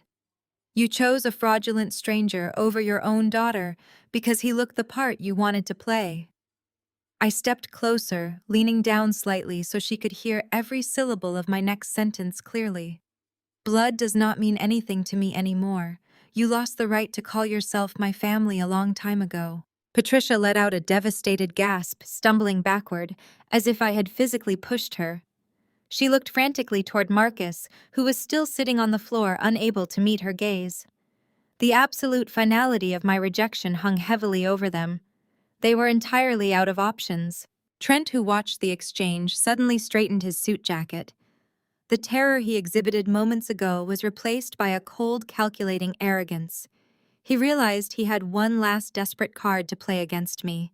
He let out a mocking chuckle, cutting through my mother's crying. He sat in a dining chair, crossing his legs with infuriating confidence. "Well, Maya, this has been a completely fascinating family reunion," Trent sneered. "You pulled off a dramatic reveal, but there is a massive flaw in your revenge fantasy." I raised an eyebrow, silently waiting for his play. "We are not leaving," Trent declared, a nasty, triumphant grin spreading across his face. "You see, we moved our belongings in here over a week ago. We have established residency. We have squatter rights right now." He leaned back, crossing his arms. "You cannot just kick us out. The police will not remove us without a formal eviction notice. You have to take us to court to evict us, which will take many months." I let out a sharp, genuinely amused laugh that cut completely through the heavy, oppressive silence of the dining room. The sound echoed off the high vaulted ceilings and bounced against the shattered crystal still resting on the polished hardwood floor. Trent blinked, his smug, arrogant smirk faltering for just a fraction of a second. He had fully expected me to scream or rage or threaten him with a prolonged legal battle. He was banking on the notoriously slow turning gears of the residential court system to buy him enough time to figure out another scam. He thought he held the ultimate trump card. "You really should have hired a competent real estate attorney before you decided to orchestrate a hostile takeover of a luxury coastal estate," Trent, I said, stepping away from the mahogany table and slowly pacing across the Persian rug. "You are absolutely right about one specific thing. Standard residential squatters' rights can be an absolute nightmare to resolve.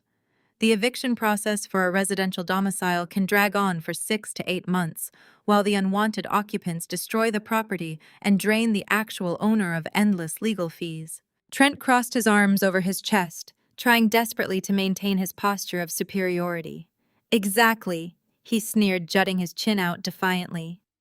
"So you can either pay us a massive settlement right now to leave quietly, or we can drag this out until your precious new Wall Street friends decide you are far too much of a liability to keep around. We are Doug and Maya. We are not going anywhere." I stopped pacing and turned to face him directly, my expression hardening into stone. "Squatters' rights apply exclusively to residential properties," Trentway explained, pronouncing every single syllable with lethal precision. "When I moved out 3 months ago, I did not just leave the house empty. I immediately petitioned the city council and formally transferred the official zoning of this entire estate.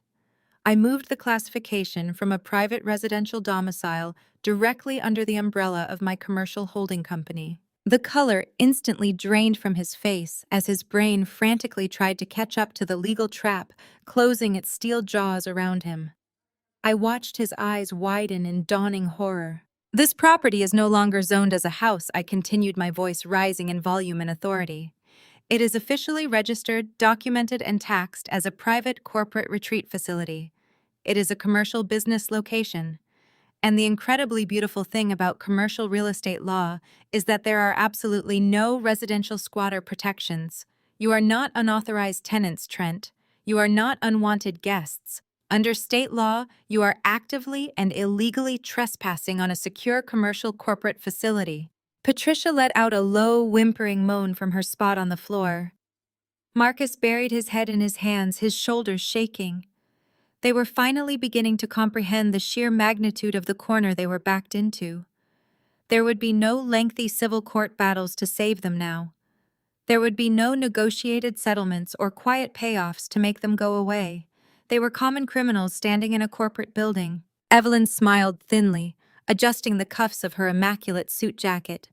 She stepped forward, holding up the fraudulent documents Trent had presented to her just 20 minutes prior.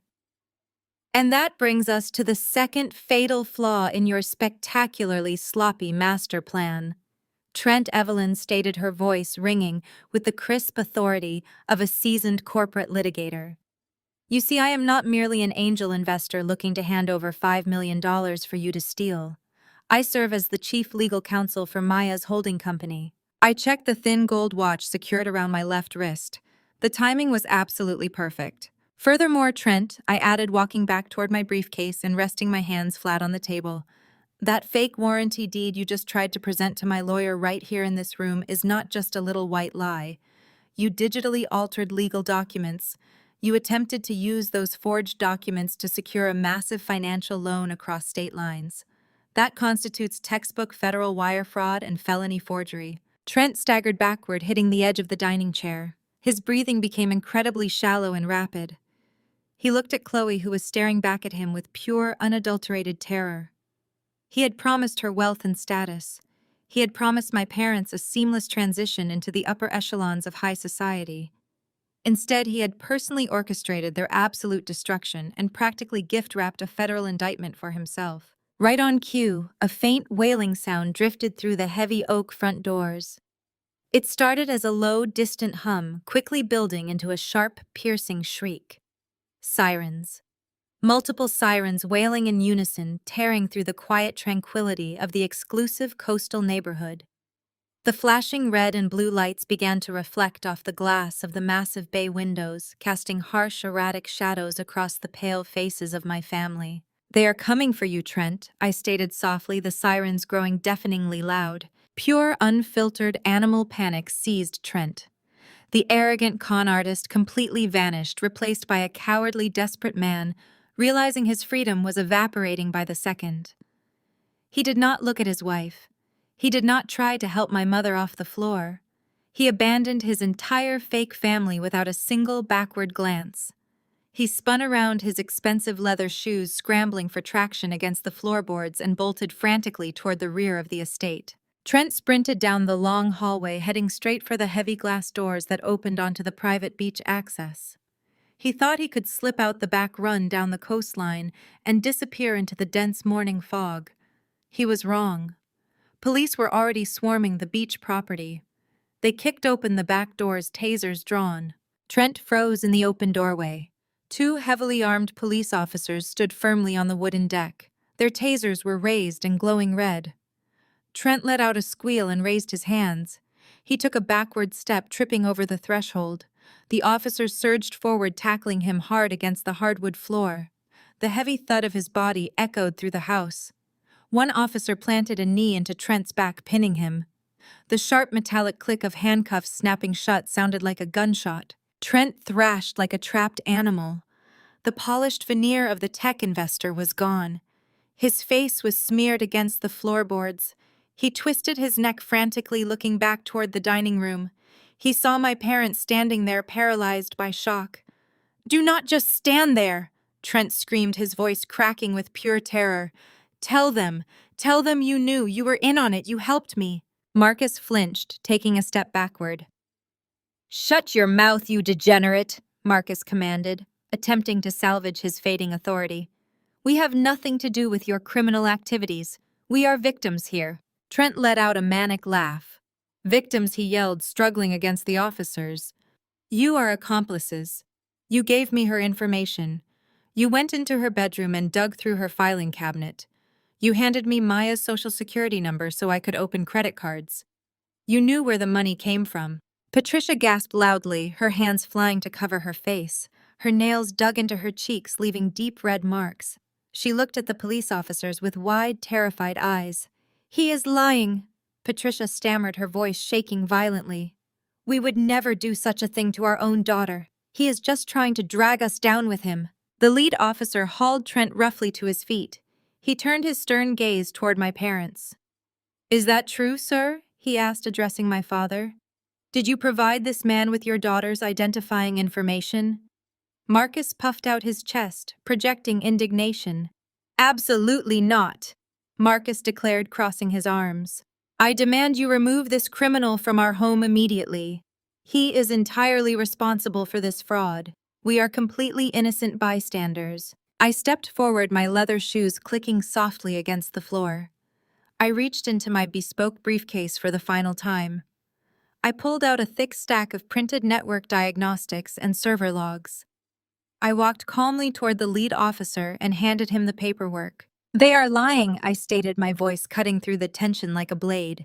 When I realized someone had stolen my identity, I did not just freeze my credit. I ran a digital trace on the IP addresses used to open the fraudulent accounts. The applications were not submitted from a coffee shop. They were submitted directly through the secure network of this estate. I turned to face my parents, watching the color drain completely from their faces. I matched the timestamps of the fraudulent applications to your personal devices, I explained. The primary application was submitted using your private laptop, Dad. The secondary accounts were verified using your registered tablet, Mom. You did not just look the other way while he stole from me. You actively provided the network and the hardware to execute the theft. You thought my credit was ruined and you used it. The lead officer scanned the highlighted sections of the network logs. He handed the papers to his partner. Marcus and Patricia Wilson, the officer, announced, his voice loud and authoritative. Based on this evidence and the suspect's confession, we are officially informing you that you are considered active accessories to felony identity theft and federal wire fraud. Do not attempt to leave the state. We will be bringing you in for formal questioning within the hour. Patricia let out a guttural wail. Her knees buckled and she collapsed onto the floor. Her lavish world had just evaporated. She traded her daughter for a scam artist, and now she was facing a concrete cell. Marcus stared blankly at the wall, his jaw slack, his body trembling. The powerful patriarch was reduced to a frightened old man awaiting his mugshot. The officers began marching Trent toward the front entrance.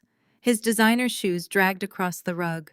Chloe watched her husband being hauled away like common trash. The reality of her situation hit her with the force of a freight train. She was losing her husband, her fake wealth, and the mansion she thought she owned, all in a single morning. Chloe scrambled across the room, closing the distance between us. She threw herself onto the hardwood floor directly at my feet. She dropped to her knees, sobbing hysterically. Her hands shot out, and she grabbed tightly onto the fabric of my $5,000 suit pants. Her tears soaked into the expensive charcoal gray material. "Maya, please," Chloe begged, her voice shrill and jagged. "You cannot do this. You have to tell them it is a mistake. You have to fix this." I looked down at the sister who had mocked me, belittled me, and treated me like a servant for my entire life.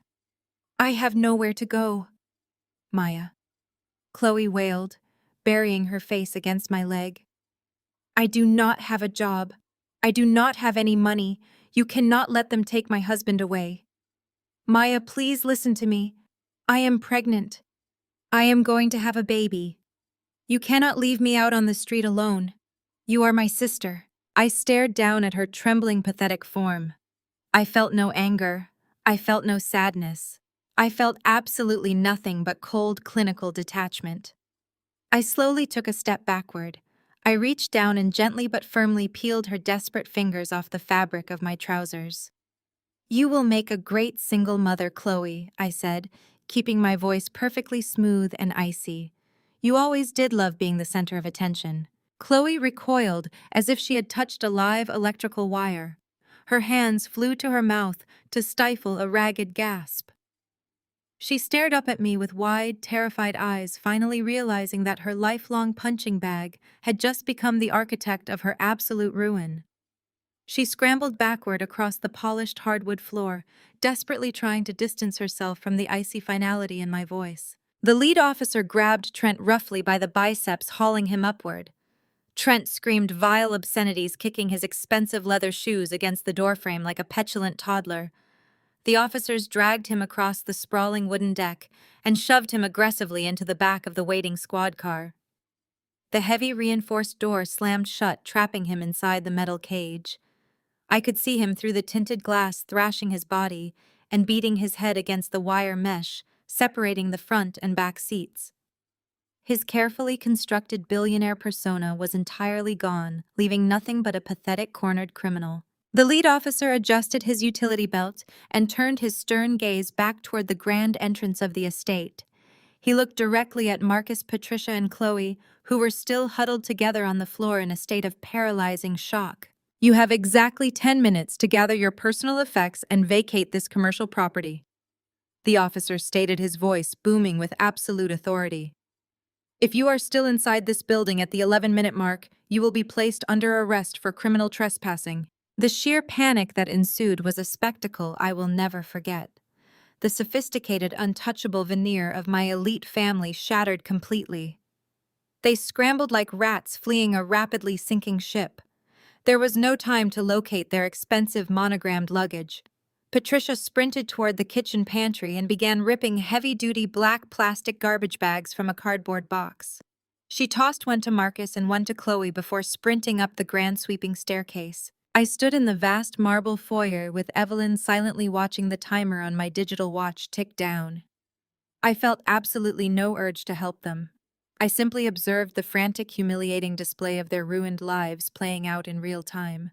Marcus was wheezing heavily, his face turning purple as he indiscriminately shoved tailored Italian suits and imported silk ties into the cheap black plastic. He stumbled over his own feet, cursing under his breath, as a garbage bag snagged on a drawer handle and ripped open, spilling cashmere sweaters onto the floor. Chloe was sobbing hysterically in the master suite, throwing designer shoes, expensive makeup palettes, and glittering evening gowns into her bag. She was destroying thousands of dollars of luxury merchandise in her desperate, tear-blinded rush. They were reduced to treating their coveted high society status symbols like common household trash. At exactly 9 minutes and 45 seconds, they stumbled back down the grand staircase. Marcus was sweating profusely, dragging two bulging black trash bags across the imported Italian marble floor. Chloe looked entirely deranged. Her perfect salon-styled hair was matted to her tear-stained cheeks. She clutched a bag full of heavy shoes that threatened to tear completely open at any second. Patricia followed them, dragging her own massive load of ruined couture. They stepped out onto the expansive front porch. The brisk ocean breeze whipped around them, instantly chilling them to the bone. Evelyn stepped forward and pulled the massive double doors shut, locking them with a heavy, satisfying click. Patricia dropped her garbage bag onto the wooden planks. She turned to face me. The sheer desperation in her eyes morphed into a toxic, venomous rage. She could not accept that her grand, lifelong illusion had been forcefully dismantled by the daughter she had always treated as a disposable background prop. She decided to deploy one final pathetic weapon from her emotional arsenal. She pointed a trembling manicured finger directly at my chest. "God will punish you for turning your back on your mother." Patricia spat, her voice trembling with righteous fury. "I brought you into this world, Maya. I gave you life. You owe me everything. You are a monster for leaving your own flesh and blood to rot on the street like garbage." I did not flinch. I did not look away. I held her furious gaze with a deadpan calmness that clearly terrified her. I stepped right up to the edge of the porch, looking down at the woman who had made my existence a daily struggle for basic human dignity. "And I gave you the truth," I replied smoothly, my voice echoing clearly over the crashing waves. "You simply chose to ignore it because it interfered with your shallow, pathetic ambition. You gladly sold your soul for an illusion of wealth. As for my fate, God seems perfectly fine with my choices. You, on the other hand, might want to start praying." Patricia opened her mouth to scream another vicious insult, but the sound of heavy tires screeching violently against the asphalt cut her off. A large white van swerved sharply into the circular driveway, coming to a halt just inches away from my father's garbage bags. The bold red and blue logo of the city's largest local news station was plastered prominently across the side of the vehicle. I checked my watch again. Right on time. I had placed a very specific anonymous tip to the press desk, 30 minutes before Evelyn and I arrived at the estate. I promised them an exclusive front-row seat to the arrest of the notorious Silicon Valley scammer and the spectacular unmasking of his wealthy local accomplices. Exactly 1 month later, I stood by the window of my sleek New York corner office, savoring the absolute silence. The towering architecture stretched out before me, contrasting the suffocating estates of Atlanta. There were no demands for my credit score. There was only the hum of traffic far below and the knowledge that my life finally belonged entirely to me. The blinking red light on my desk phone broke my reverie. I pressed the speaker button and leaned back as the audio began to play. It was Marcus. He was sobbing. The sound was ragged and completely devoid of the arrogant pride he had wielded like a weapon my entire life. "Maya, please pick up," Marcus begged, his voice cracking. "We have absolutely nothing left. The state seized all the bank accounts. We are living in a cramped one-bedroom apartment in a bad neighborhood. The roof leaks, the heating is broken, your mother cannot stop crying.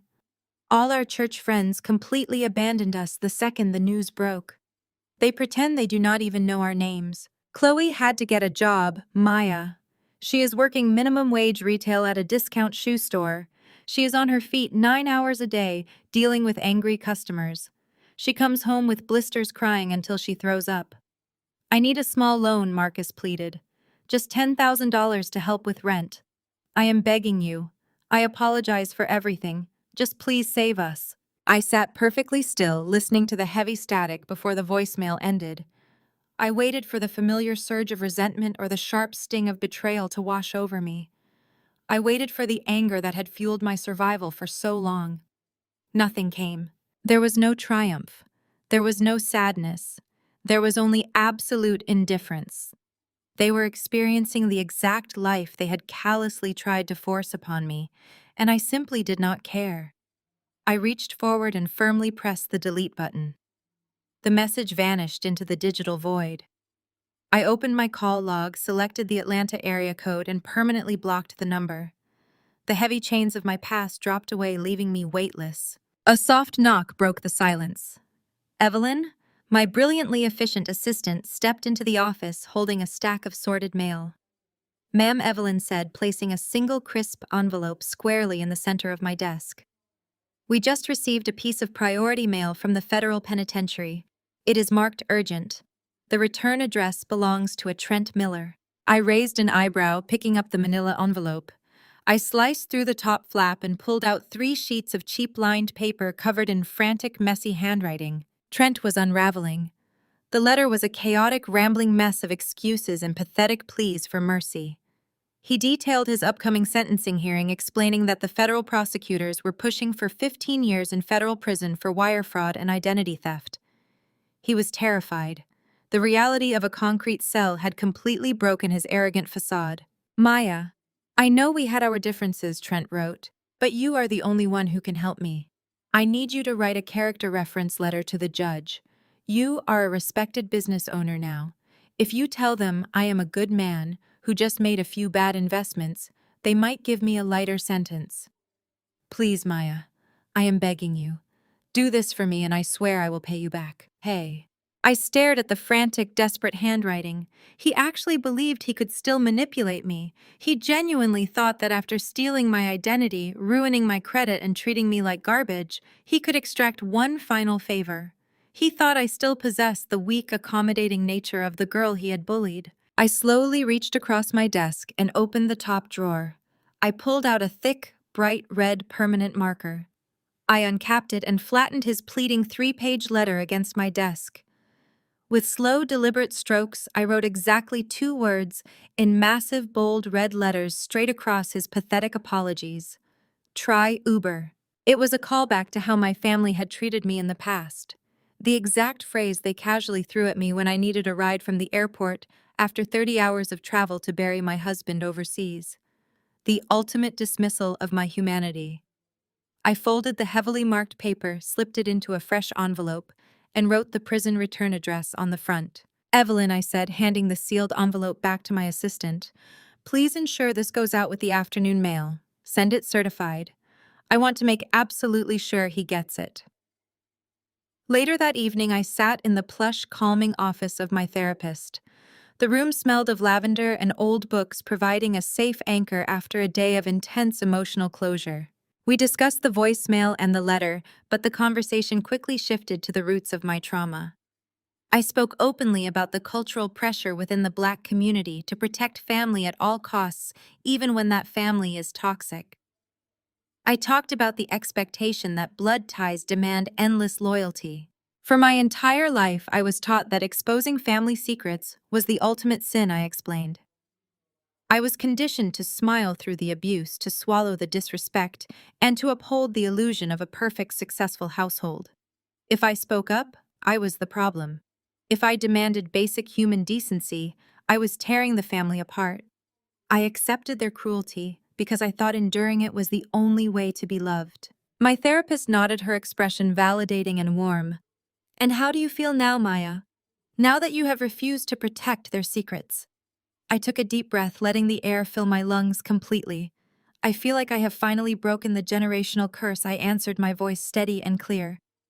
I stopped enduring abuse for the sake of appearances.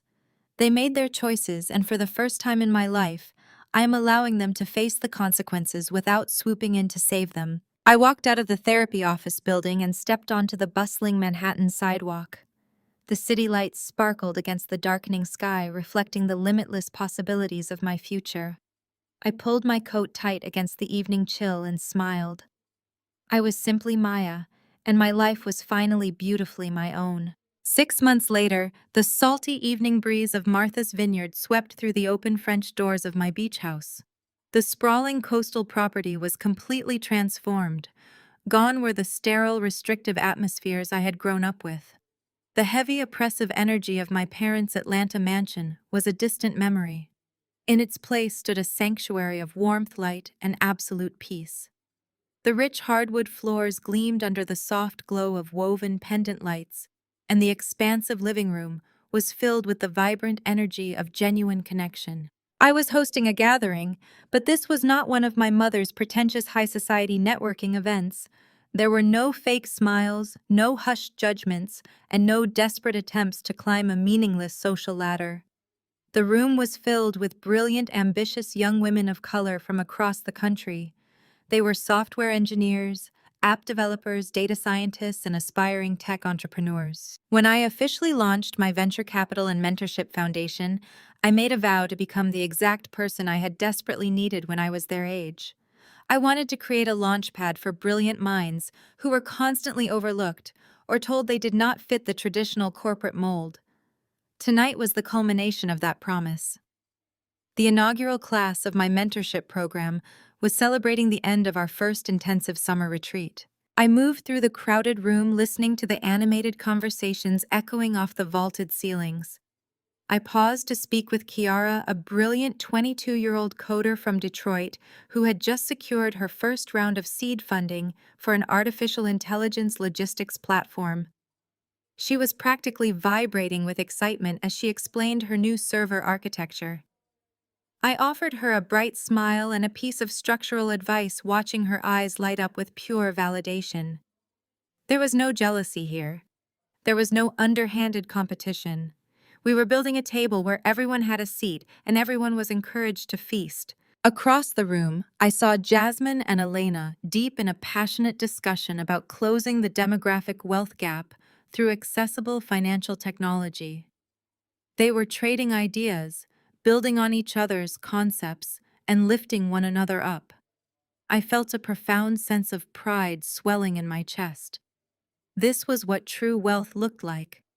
It was not found in stolen credit cards, fake designer bags, or a desperate need to impress strangers at a country club. True wealth was the ability to empower others and create a legacy of genuine, impactful change. I stepped away from the lively chatter and glided out onto the expansive wooden balcony. The air was perfectly crisp, carrying the rhythmic, soothing sound of ocean waves crashing against the pristine shoreline. I leaned against the sturdy wooden railing, holding a glass of chilled white wine. The cool glass felt grounding against my palm. I took a deep breath, letting the pure, unburdened coastal air fill my lungs completely. I looked out at the vast, endless expanse of the Atlantic Ocean. The horizon stretched out before me, infinite and unbroken. In the quiet solitude of the balcony, I allowed myself a moment of deep, unfiltered reflection. The journey from being the scapegoat of a toxic family to becoming the architect of my own empire had been agonizingly difficult. I had survived a lifetime of emotional manipulation, calculated sabotage, and cruel dismissals. I had been forced to watch the people who were supposed to protect me actively participate in my destruction. But I had survived. More than survived, I had triumphed. They told me I was a disappointment because I did not fit their script. I murmured softly into the evening breeze, the words carrying no anger, just a quiet, absolute truth. They wanted a compliant prop to stand in the background of their carefully curated illusion. They wanted someone who would quietly absorb their abuse and applaud their shallow victories. When I refused to play the part they assigned me, they tried to break me. I took a slow sip of the crisp wine, feeling the cool liquid coat my throat. I thought about Marcus, Patricia, and Chloe shivering in a cramped, rundown apartment, clinging to the shattered fragments of their destroyed reputation. I thought about Trent sitting in a sterile concrete federal penitentiary cell, facing the next decade and a half behind reinforced steel bars. They had prioritized optics over authenticity. They had valued status over morality. They sold their soul for a facade and lost everything. I continued, my voice steady and unwavering. They traded their humanity for a fleeting illusion of elite superiority, and it crumbled to dust the moment the light of truth hit it. I looked back through the large glass doors, watching the incredible women in my living room laughing, sharing ideas, and building their futures. The contrast was breathtaking. My family had spent their entire lives desperately trying to exclude people, to build walls, and to hoard resources. I had chosen to open doors, to build bridges, and to share knowledge. I chose myself and I gained the world. The realization settled deep into my bones, anchoring me in absolute peace. I had successfully broken the generational curse. I had refused to carry the toxic burden of enduring abuse for the sake of keeping up appearances. By walking away from their darkness, I had stepped into my own brilliant light. The golden hour was approaching its spectacular peak. The setting sun dipped lower toward the ocean horizon, painting the scattered clouds in vibrant, breathtaking hues of fiery orange, deep magenta, and soft lavender. The water caught the light, shimmering like a vast sea of liquid gold. The warm sound of joyful, uninhibited laughter drifted out from the living room, wrapping around me like a comforting embrace. I was surrounded by people who genuinely respected me, who valued my mind, and who celebrated my authenticity. I was no longer an outcast. I was the heart of a community I had built with my own two hands. I raised my glass slightly in a silent, solitary toast to the gorgeous sunset and the beautiful, unwritten future that lay ahead. I took one final sip of wine, a genuine warm smile spreading effortlessly across my face.